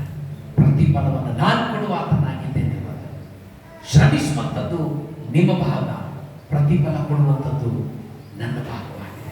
ಅದನ್ನು ಕರ್ತನು ಆತನು ಮಾಡುವ ಆತನಾಗಿದ್ದಾನೆ. ನಿನಗೆ ಸ್ತೋತ್ರ ಮಾಡ್ತೇನೆ. ಪ್ರತಿಯೊಬ್ಬರನ್ನ ಸ್ತಂಭಿಸ್ತೇವೆ. ನಮ್ಮ ಜೊತೆ ನೀನು ಮಾತನಾಡೋದಕ್ಕೆ ಸ್ತೋತ್ರ. ನಿನ್ನ ವಾಕ್ಯದ ಪ್ರಕಾರ ನಾವು ನಡೆಯುವಂಥವರಾಗುವಂತೆ. ಹೌದು ಕರ್ತನೆ, ವರ್ಷದ ಕೊನೆಯಲ್ಲಿ ನಾವು ಹೇಳಲಿಕ್ಕೆ ಸಾಧ್ಯವಾಗಲಿ, ಕಳೆದ ವರ್ಷಕ್ಕಿಂತ ಈ ವರ್ಷ ಕರ್ತನನ್ನು ನಾನು ಹೆಚ್ಚಾಗಿ ತಿಳಿದುಕೊಂಡೆ, ಆತನನ್ನು ಅನುಭವಿಸಿದೆ, ಆತನ ಪ್ರಸನ್ನತೆಯನ್ನು ಗ್ರಹಿಸಿದೆ. ಪ್ರತಿಯೊಂದು ಕಾರ್ಯದಲ್ಲಿ ಕರ್ತನನ್ನು ಒಳಗೊಂಡು ಕಾರ್ಯ ಮಾಡಿದೆ. ದೇವರು ನನಗೆ ಯಶಸ್ಸನ್ನು ಕೊಟ್ಟಿದ್ದಾರೆ. ದೇವರ ನಾಮಕ್ಕೆ ಮಹಿಮೆ ಆಗಲಿ. ನಿನಗೆ ಮಹಿಮೆಯನ್ನು ಸಲ್ಲಿಸ್ತೇವೆ. ಯೇಸುವಿನ ನಾಮದಲ್ಲಿ ಬೇಡಿದ್ದೇವೆ.